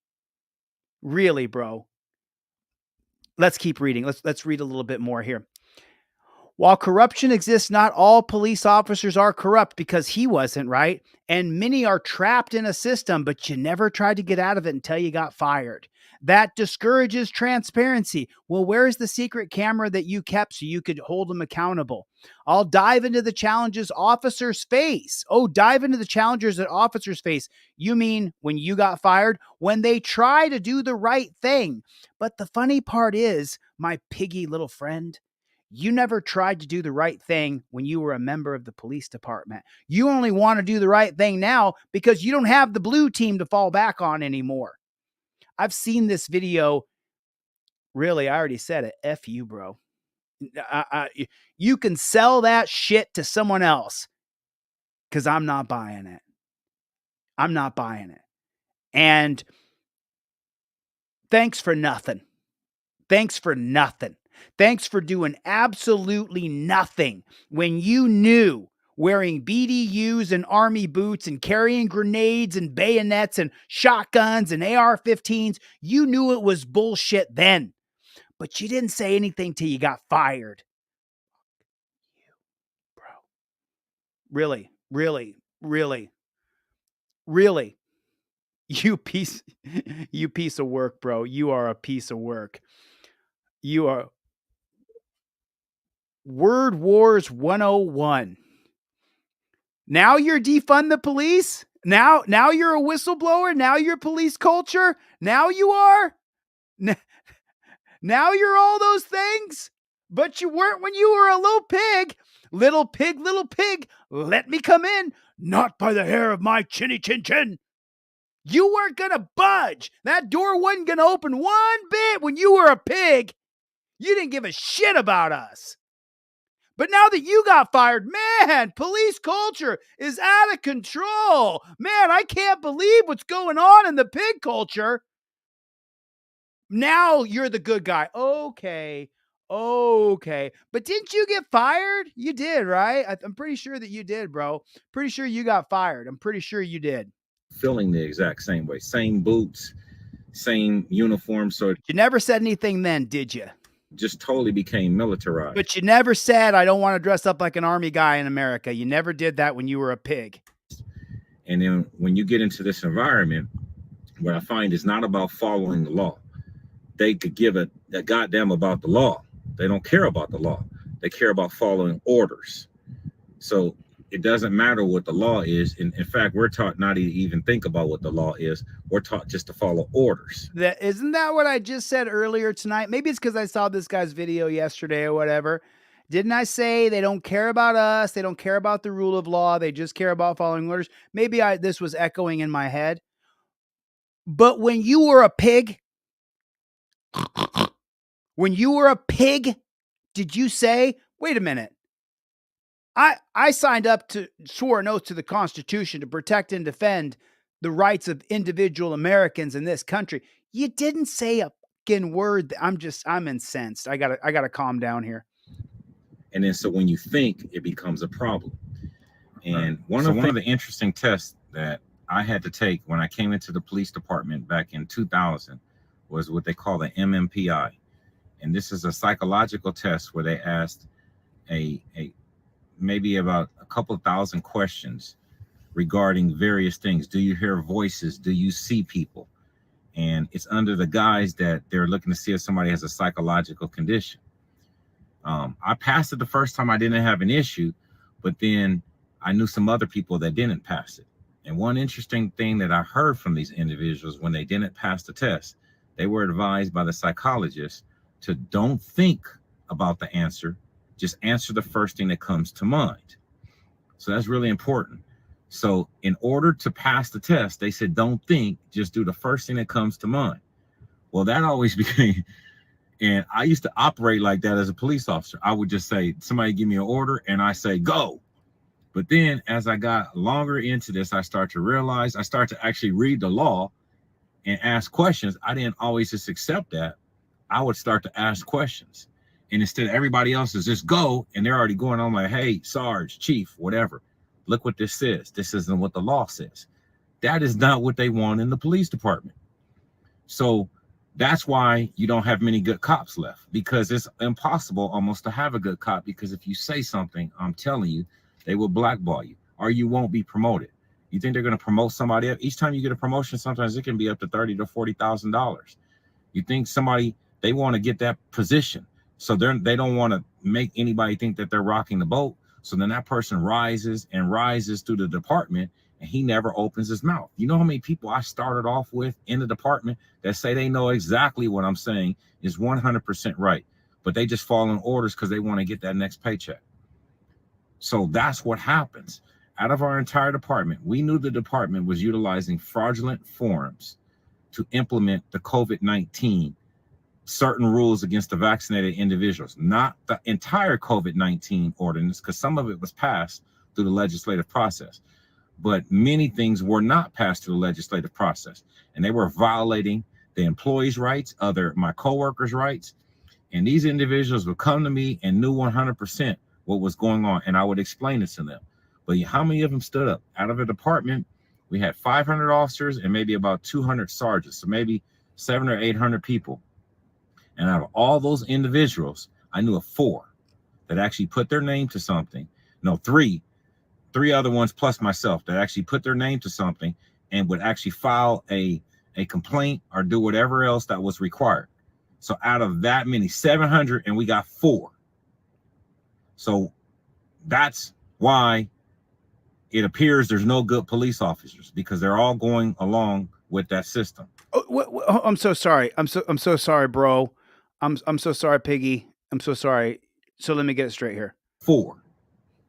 So I don't know what the 4, 1, 2, 3, 4, what you guys put your name to something, but nothing changed. There's still torture cuffs. There's still beatings. There's still caging. So that's why it appears there's no good police officers, because they're all going along with that system. So I hope that's just a little bit of my intake. Like I said, I was out there for 24 years, seen it. My entire family's been in it. So your entire family's been in it. Like I said, I was out there for 24 years. You were in there for 24 years, but you were a good one. You wore the army boots and you never questioned it. But now that you're not a pig anymore, now you question it. My entire family's been in it. So I think I can talk about this competently. That's why. That's what you're seeing. Oh, so there's good ones. We just don't see it because they can't say anything. So then there's no good ones because good men stand up even when it's hard. Peace. See you in the next video. Like and subscribe. Yeah, sure thing, bro. So he's got some videos here. He's got 455 subscribers. And the reason why this guy, okay, Officer Sour Grapes got left out of the good bag. This guy right here, bro, I'll have you on. Come on, let's have a conversation. But we saw what happened the last time I had a conversation with a copper. You saw what happened last time I had a conversation with an ex-cop. You still have those pig tendencies in your heart. You still see us as the bad guy. Well, you's a good one. And that's how you see it. Yeah. I mean, I'll try to stomach another one of this guy's videos. It's going to be tough to do. This was his most popular video here. And then right here, this is 4 minutes and 21 seconds. Fired for standing up for the Constitution. Reinstated and fired again, I think it says here. Reinstated and retaliated against. So he's got this really stupid song, Word Wars. I don't know how stupid it is, but the song is terrible. No, I can't do it. Can't do it. Can't do it. Am I shocked he's got bad taste in music? Not at all. Okay, the music's gone. So if the music's gone, we can stomach another video here. Oath of office. I want to talk about it. I recently did a video, and in the title it says, "Are all cops corrupt?" And absolutely, I don't think all cops are corrupt, but I think it's a culture and it's a system that individuals get involved with. No. Beta male follower losers. Losers who cannot do anything besides follow orders. You're not an alpha male if you're a cop, bro. You're a dependent on the state. You're a parasite. You're a leech. You're a succubus. You're an octopus where you got to suck off other people. You can't do anything on your own. You see, I made a little business out of making sure that people would plead the Fifth Amendment. On my Trifold, you get it on deletelaws.com. I made a business because I'm not a dependent upon the state. You are. If you're a cop, you have to be a parasite to live and suck off the host. So that's what this guy is. A lot of individuals get involved with, but I think it's a culture, a lot of individual dependent beta males and beta females. I think it's a culture and it's a system that individuals get involved with. So they're not necessarily corrupt, but they often allow the corruption to occur and happen. But I'm going to tell you, I was one of the ones that I can truly say fought constantly against the corruption. Okay, I'm so sorry. And happen. But I'm going to tell you, I was one of the ones that I can truly say fought constantly against the corruption. Okay, fine. Okay. You want to talk your shit, bro? Okay, cool. No problem. Here's the link in the chat. Do me a favor. Go over to this video right here. I'm going to put that in the chat right there. Here's the link for the video. There it is. Okay. Go to this guy's chat and tell him if he fought for our rights and he fought for us, then Delete Laws would love to have you on his show and find out exactly what corruption fighting you did. How were you a pig for 24 years when you said that pigs get blackballed for standing up for what's right? But you were one of the ones that always stood up for the Constitution. Okay, fine. I'll give you a fair shot. I won't call you an ex-pig. I won't say you were a demon. I won't say any of those things. But you believe that you stood up for us as you said, I shouldn't be wearing Army BDUs. You put them on. I shouldn't be wearing Army boots. You put them on. You said I shouldn't be carrying an AR-15. You carried one. I shouldn't have a shotgun. You got one. I shouldn't put people in torture cuffs. You put people in torture cuffs. I shouldn't take people to cages. You took people to cages. So You were the one that fought against corruption. Okay, bro, welcome to Delete Laws. Come on the show. Let me show you guys. I'll even let you know. Okay. I'll bite. Sorry about that. Let me zoom in here for you so you guys can see what I'm writing here.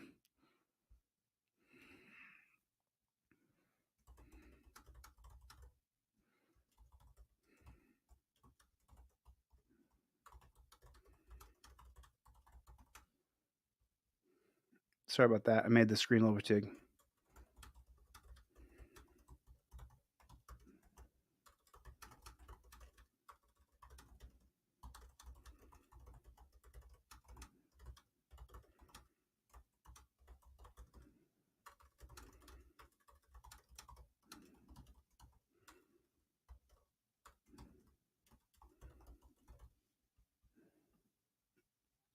There it is.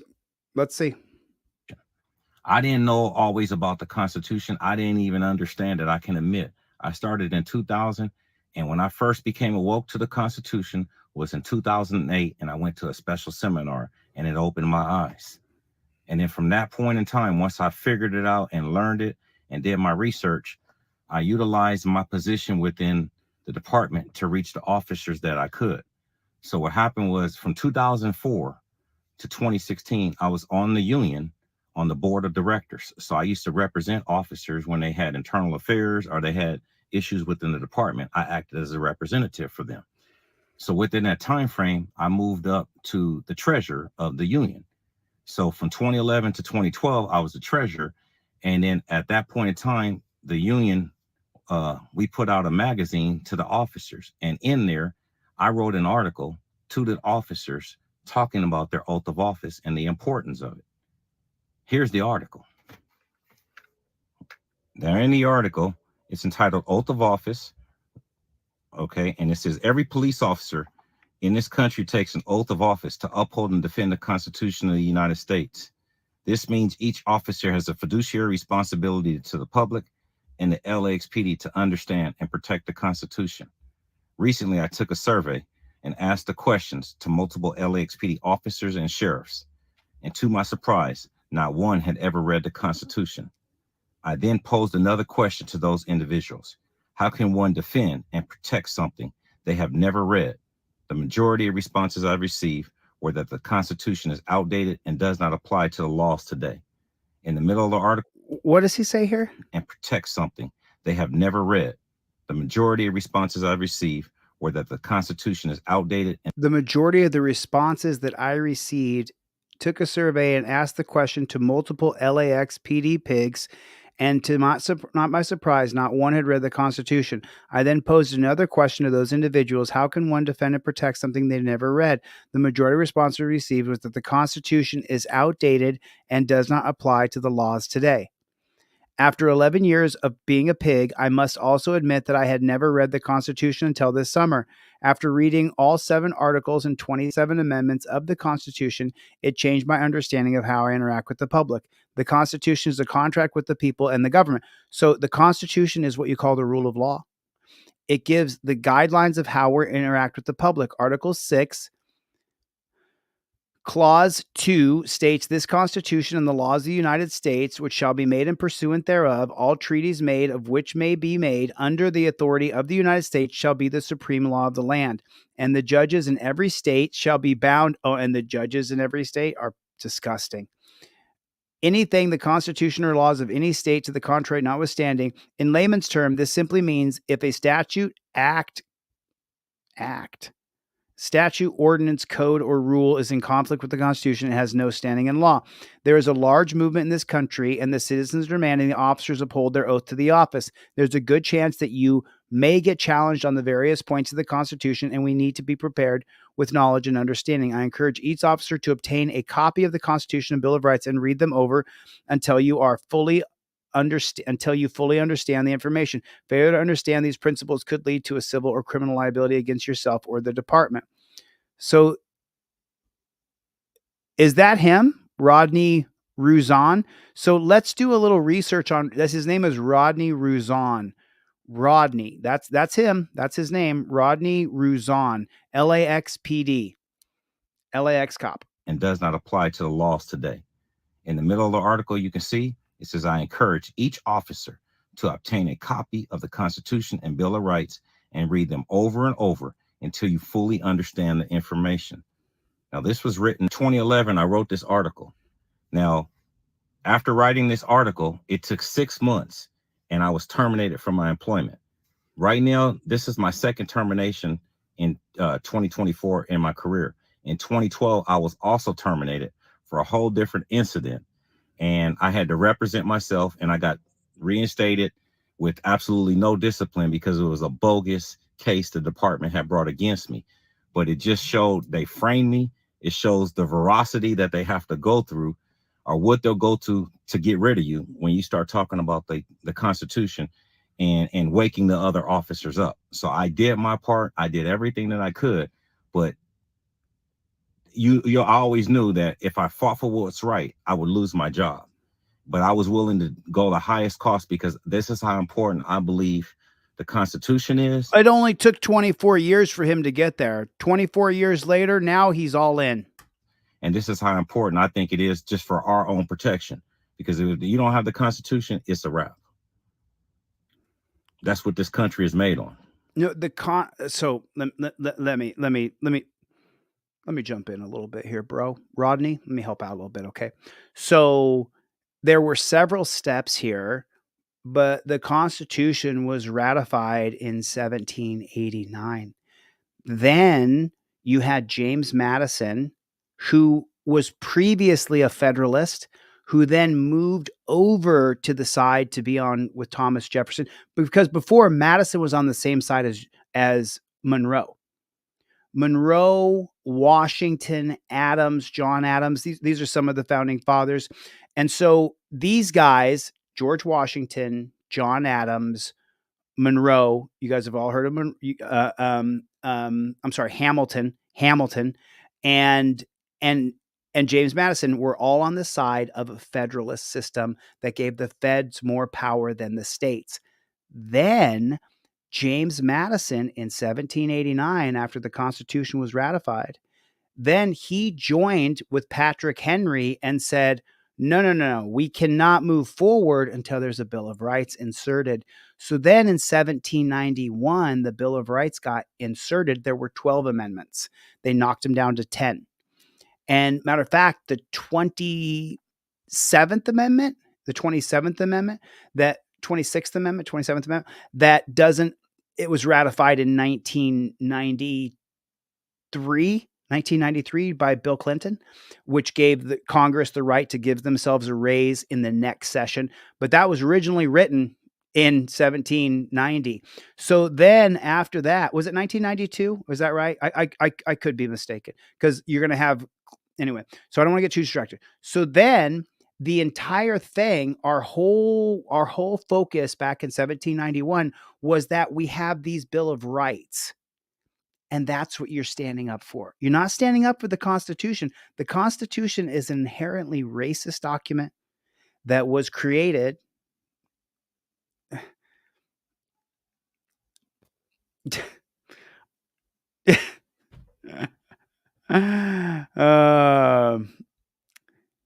it's about the Bill of Rights, Rodney, just in case. I don't want to get too lost here.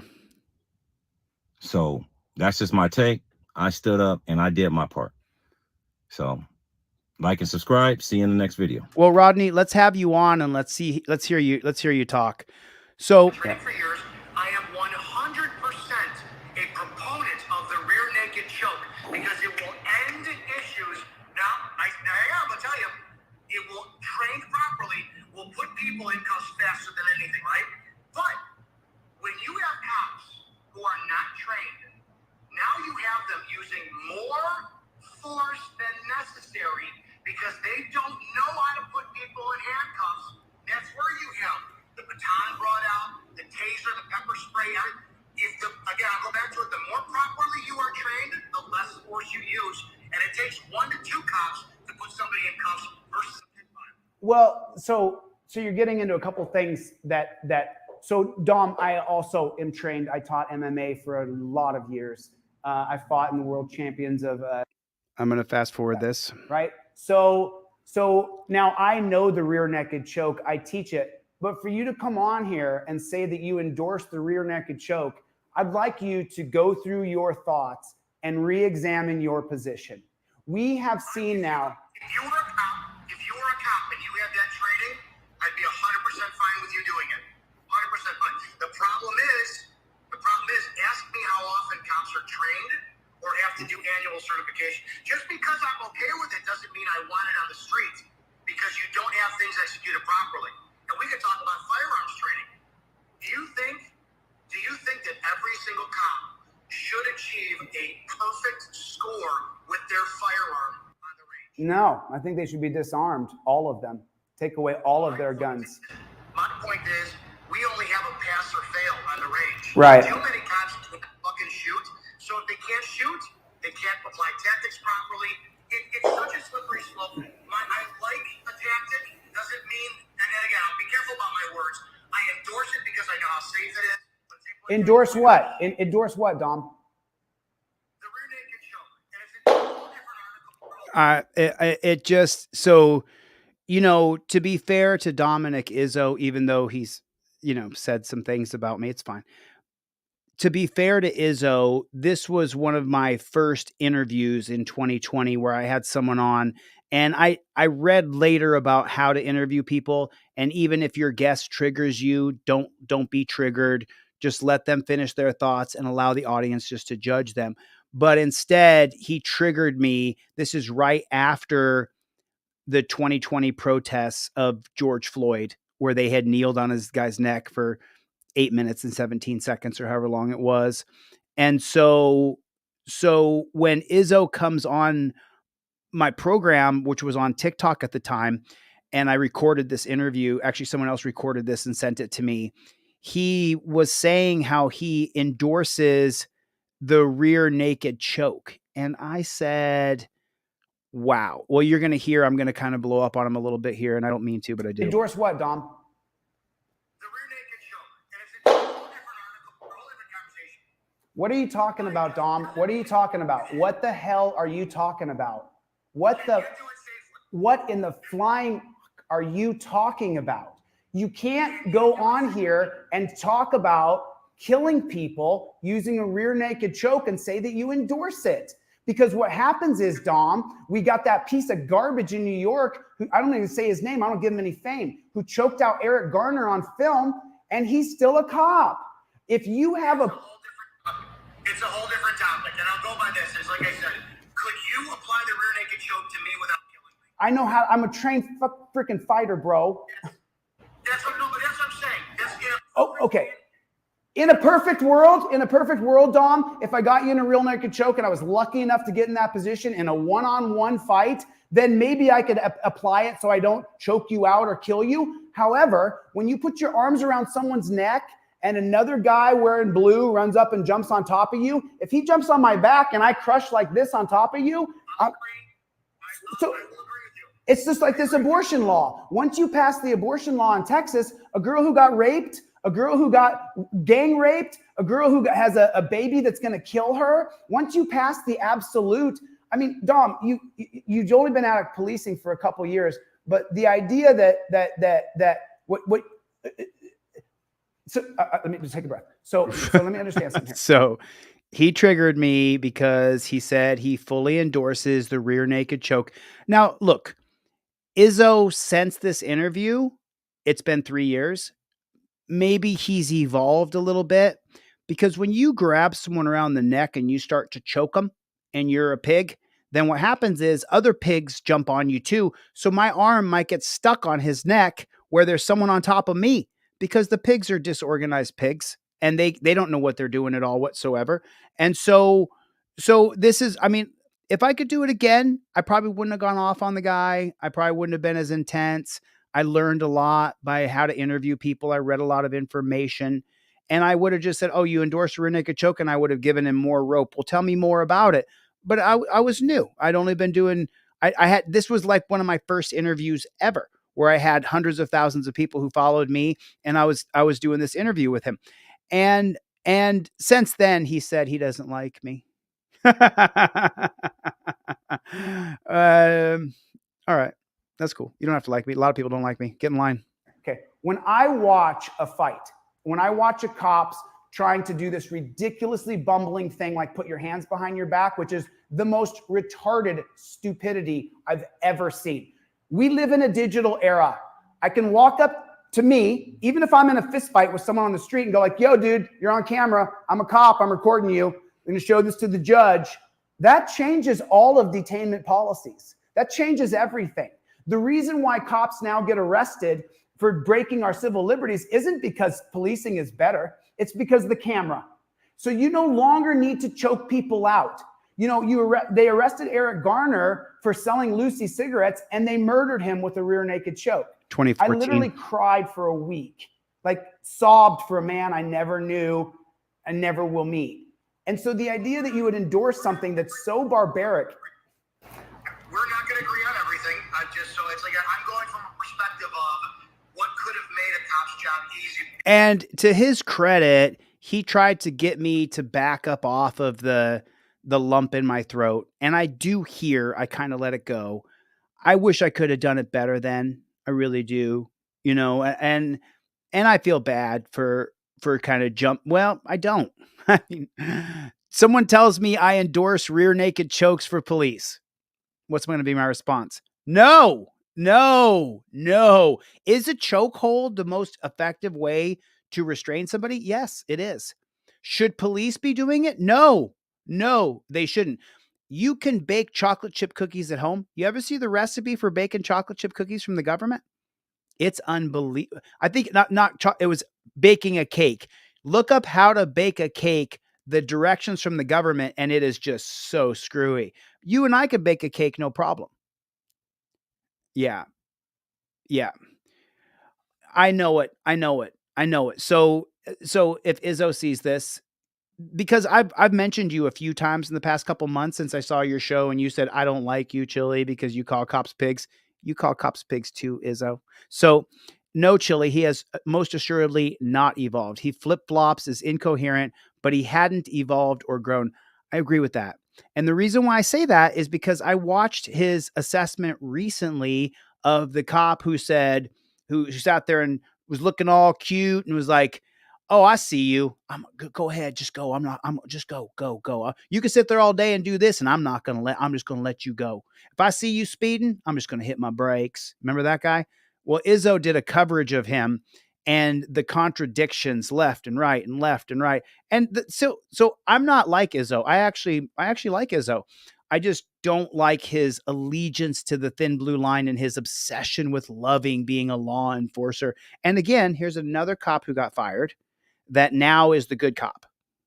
He's exposing the bad cops and he is exposing them, but he says the same things that I do. But for some reason, me saying it is bad, but him saying it is okay. So anyway, I'll let it play a couple more seconds here. I don't give a fuck I don't want to make it. We're not going to agree on everything. So it's like I'm going from a perspective of what could have made a cop's job easy. I don't give a fuck I don't want to make a cop's job easier. I don't give a shit about that cop. I want to film that cop. You want the cop's job easier when it comes down to using as least force possible when putting somebody in a choking me. If necessary. If we could, this is splitting hairs at this point. My point is, in a perfect world to level the playing field, I would want the best trained people out there on the planet. I would want, in every aspect of it, laws, tactics, you name it. It's not going to happen. It's just in a perfect world scenario. So, but the thing is, Dom, is that I have fought 1,000 guys in my life. I'm not going to let it go. Far more. Before I was 20 on the street, I fought hundreds. So I've been in hundreds of fistfights, right? There's no such thing as a fair rear naked choke. There's no such thing as doing it right. Once you put your arms around someone's throat and you start to cut the oxygen off to the brain, you are talking about brain damaging someone because you want to be in control of them. When the truth is, we don't have defensive apparatus created for policing. We don't have bulletproof shields that they can carry and they go, hey, you're on camera, guys, stop fighting. And those guys decide to keep fighting. We show it to the judge. We get the barbarians off the street. People come on here all the time and say, oh, you're for, no, I'm for rule of law. I'm for rule of order. What I'm not for, though, is a violent, vicious apparatus to enforce that rule of law, that rule of order. So you kind of... Police can enforce. It all goes back to changing the laws what police can enforce. Because again, if cops can arrest you for a baggie of weed, right? And this is how this escalates. People don't get. I have to get my points for that night. I know you're a gang member. I've never smoked weed, but I agree it's the most harmless shit on the planet, right? You got it on you. I need those points. You give me attitude. I say put your hand behind your back. You resist me. It escalates all the way up to these problems. Right. That's the problem. You have to change what cops enforce if you want change done. So I gotta. Well, any cop in the world can just say that they're reasonably articulably suspicious of you, and then you go in torture cuffs. But I just wanted to show you guys how I actually talk to ex-cops when they come in with their bullshit. So Rodney, if you come on my show and you actually want to have a conversation, listen, I am what I am, man. I am what I am. And no matter if YouTube kills my channel or TikTok deletes my accounts or Facebook or Instagram deletes my Instagram account like they just did, you guys can't fucking stop me. You can't stop me. If you want to stop me, you're going to have to kill me, because I'm going to get into power and I'm going to change all those policies. I'm going to change every police policy there is. I'm going to get rid of Terry versus Ohio. So I'm just saying. You don't come around here with your bullshit and think you're going to tell me. That's why I fully endorse the rear naked choke, because you're going to hear me go, and you're up, bro. And sorry for the language tonight. I'm a little bit off kilter a little bit after watching that black woman. Federal lawsuit against the city of Elyria over a controversial police raid. Yeah, the family of a baby who was injured during the raid is suing the city, its police chief, and several officers. Courtney Price and her 17-month-old son were inside a home on Parmalee Avenue back in January when Elyria's special response team raided it as part of an investigation. They used flashbangs before entering, which the lawsuit claims sent the baby to the ICU. Yeah. Mitty Hicks has been coming through that lawsuit and joins us now with the details. Mitty, what do we know? Well, Rustin, Lena, we know the baby spent 10 days in the ICU after that police raid. According to the lawsuit, he and his mom moved to the area because the baby was supposed to undergo heart surgery at UH Rainbow Babies and Children's Hospital. But that was delayed for something that had nothing to do with them. That's part of the reason why this family is suing Elyria Police and the city. Police search warrant, come to the door! Shortly after, police raided this home where You guys remember we covered this with, it was literally 36 cops going to a house. Courtney Price and her 17. I mean, look at that. How ridiculously stupid does that look? You could put a camera right. Do you see that? Do you see that lush, beautiful lawn right there? Do you guys see the lush, beautiful lawn right there? They could stick a camera on a stick. This is my little trimmer. So they could put a camera on a stick right there in the front yard with a little sign on it that says, "Do not touch."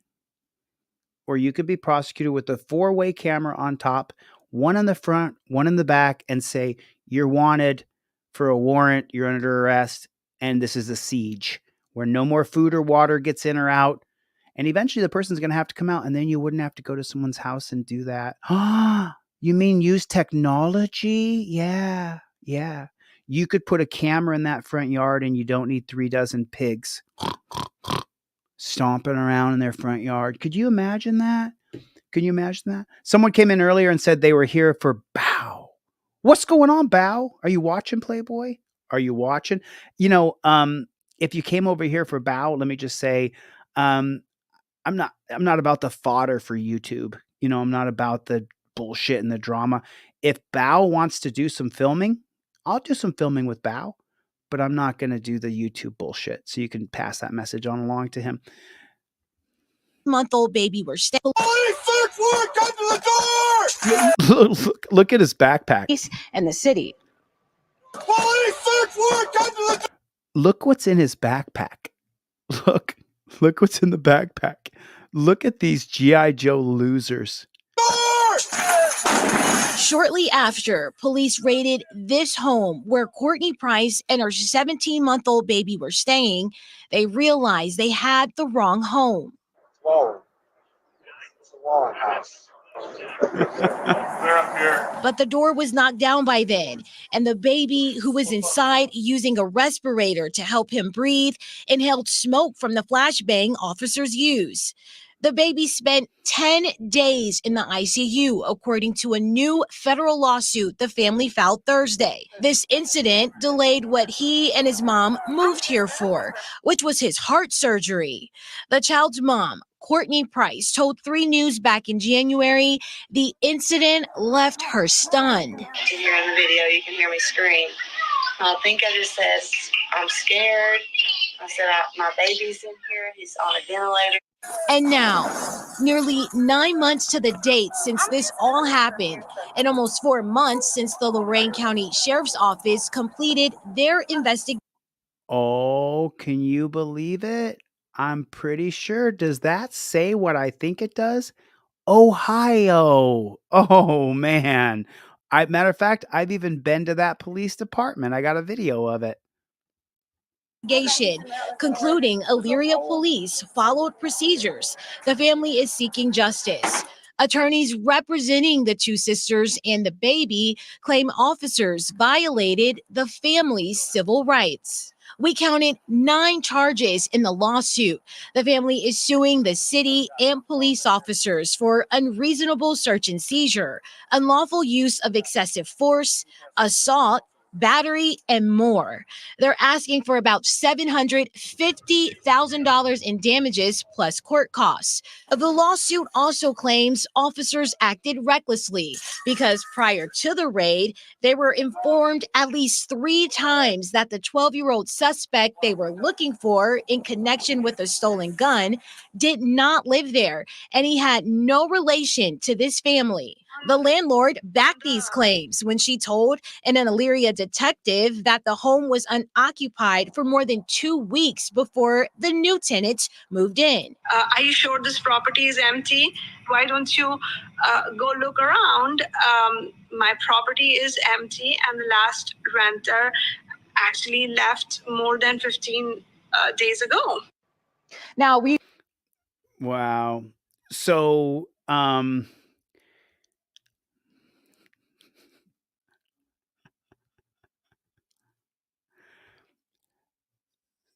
someone created a username card called Charlie the dog, which is my dog. I don't know if that's a picture of my dog or not, but then they wrote here, 50-year-old alone, streaming on a Friday night, beta male. Okay. I'm going to go with your assessment. 50 years old, total loser, streaming alone. You don't know if there's anybody around me, but hey, just go with what you're saying. That's just, okay. Look at you. You are a troll, created a fake username using my dog and sent me $5. The loser who's 50 and alone streaming on Friday. And you called me a beta male while you're one of the 250 people watching my stream.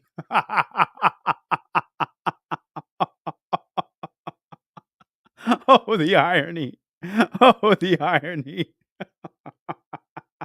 Sorry. I just have to laugh. I'm sorry. It just the irony. Calling me a loser as you give me $5.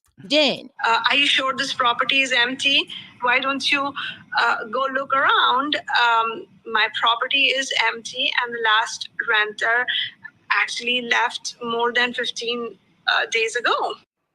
Now, we reached out to the family's attorneys. They tell 3 News, quote, "We don't like to comment on ongoing cases, but we do intend to zealously represent the family so we can get justice for them. We don't have any word on the condition of the child at this time, but the attorneys say in the lawsuit that this incident has scarred the family and caused extreme financial hardship." Russ? Okay, Mitty Hicks here in the studio with us. Thank Minnie Hicks, you're in the studio with us. He tells her where she is. What a disgust. I mean, so if you're a human being and you sign up to be a cop in America, What kind of loser are you? What kind of loser are you? Did you just see the 36 cops at this woman's house and then they raided the wrong house? I mean, take a look at that, bro. You want to sign up to be one of those guys dressed in all black with your AR-15 going running in someone's front lawn? And by the way, you know, you're at an inferior position. You're below the windows at an inferior position. They're standing in the yard. They would all get mowed down if someone actually wanted to fight the police. If they were equipped with the same kind of weapons the cops have, you're at an inferior position. Anybody who knows basic war strategies, you're not going to stand in the front yard when there's a window 10 feet up in the air. Bunch of dumb pigs. Bunch of dumb. How could you want to sign up to be a cop and do that to people? How could you want to do it? How could you say, I think I'll sign up to be a pig in America. Look at what I get to do to people. What's wrong with you, bro? What's wrong with you? Are you so miserable that you were such a geek, or that you were such a jock, or you were cool in high school, or you were a dork in high school? I don't know what it is for you, bro. But what makes people see a video like this and go, I think I'll sign up to do this? Wow. Just wow. How do you agree to do that to people? It's because of this right here. Here's the reason why they want to do it right here. See this right here? Crash unfold outside the Goldmine General Store in Catawba County. Surveillance video clearly shows the moment the deputy lost control of his SUV while trying to avoid a pickup truck pulling out from the Dollar General across the street. Elmer Evans heard about the crash and watched the video of that deputy strike 3 parked cars while narrowing missing a customer. He done all he can do to keep from, in my opinion, to keep from killing anybody. But he done all. Did he say he done all he can do? I'll tell you what, Cletus, he done all he could do. So there's no reason to be going this fast. You're not saving a baby. There's no kidnapped children that you're going to rescue from a savage Tarzan. Strike 3 parked cars. So he's driving entirely too fast for that tiny little town. While narrowing. Now he had to swerve over to miss that. There's a telephone pole. He misses the telephone pole. Airbags deploy right away. Customer. he done all he can do to keep. He done all he can do, Cletus. I'll tell you that right now. From, in my opinion, to keep from killing anybody. But the other car pulled out in front of him. It was, in my opinion, it's not his fault. A viewer shared these photos of the damage to the deputy's SUV. The sheriff's office says he was responding to a 911 hang-up call, and that it's always up to a deputy and his or her supervisor. I'm so sorry. What did he just say? What did he just say? The sheriff's office says he was responding. 911 hang-up call. He was responding to a 911 hang-up call. The deputy's SUV. The sheriff's office says he was responding to a 911 hang-up call, and that it's always up to a deputy and his or her supervisor whether to activate blue lights. He was responding to a 911 call where the other person hung up.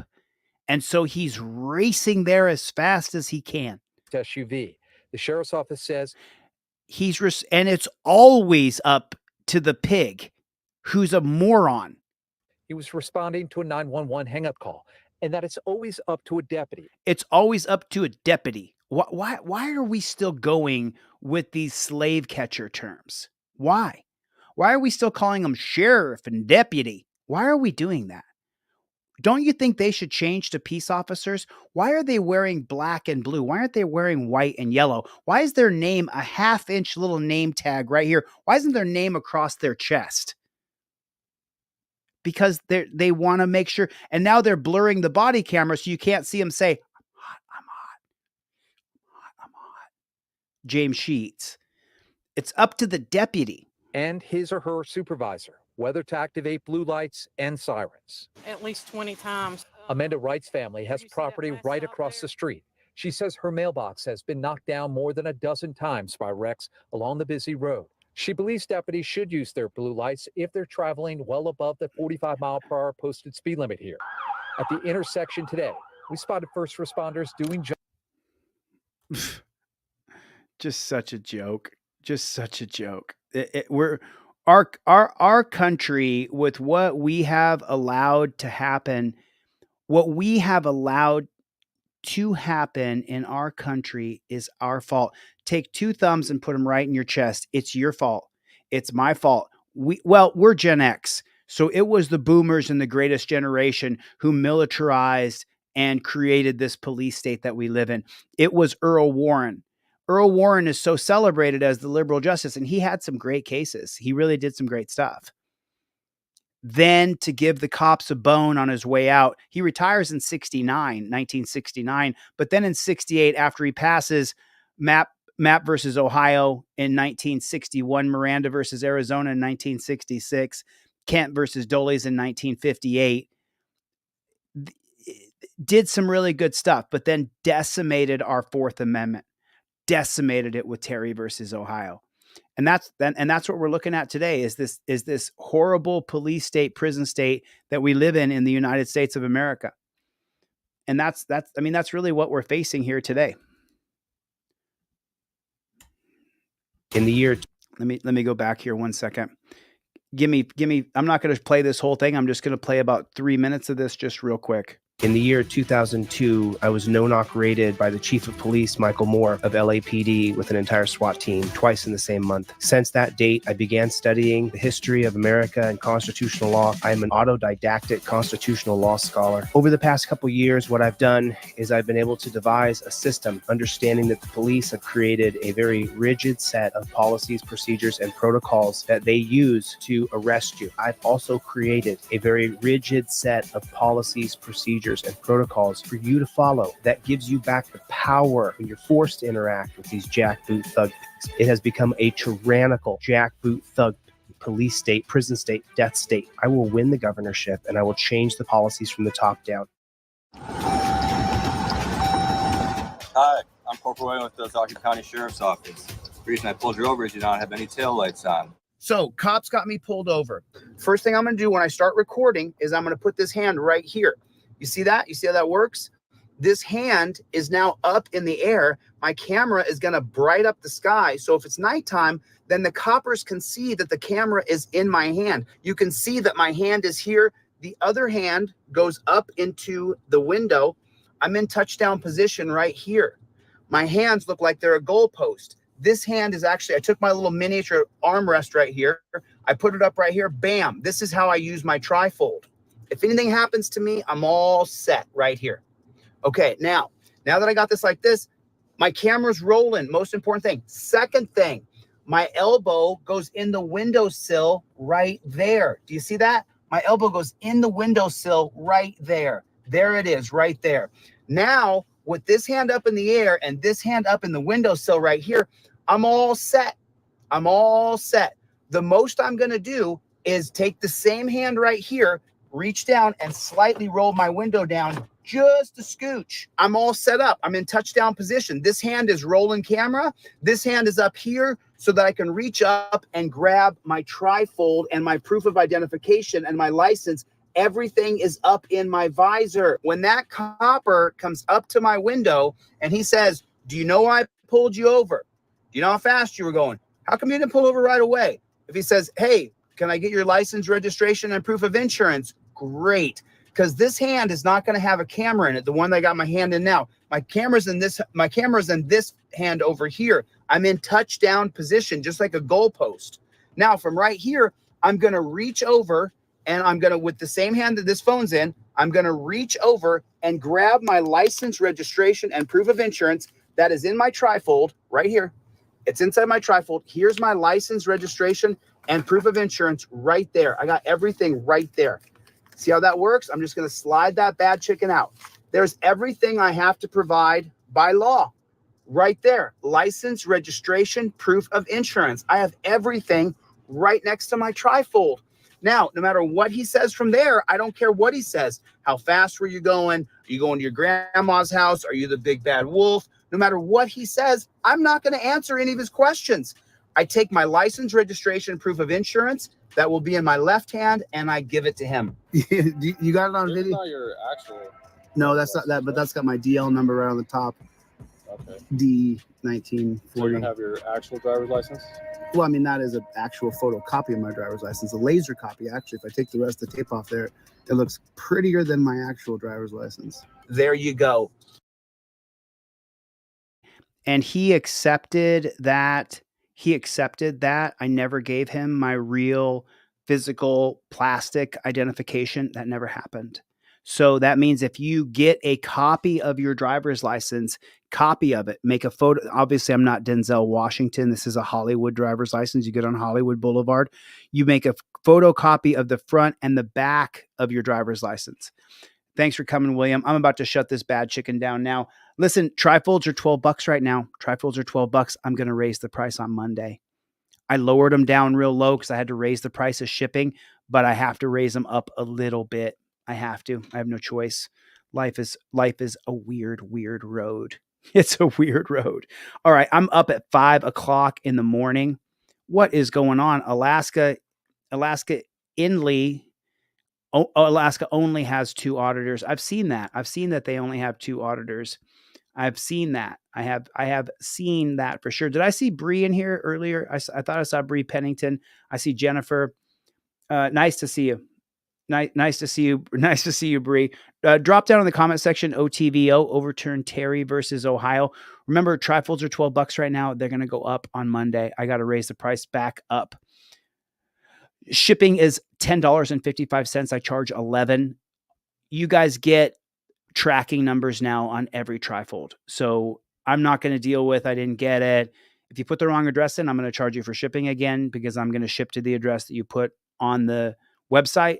And I'm to the point now where if I make less money, that's okay. I need to make a little bit more than I'm making because I dropped them to 12. It's a little too low.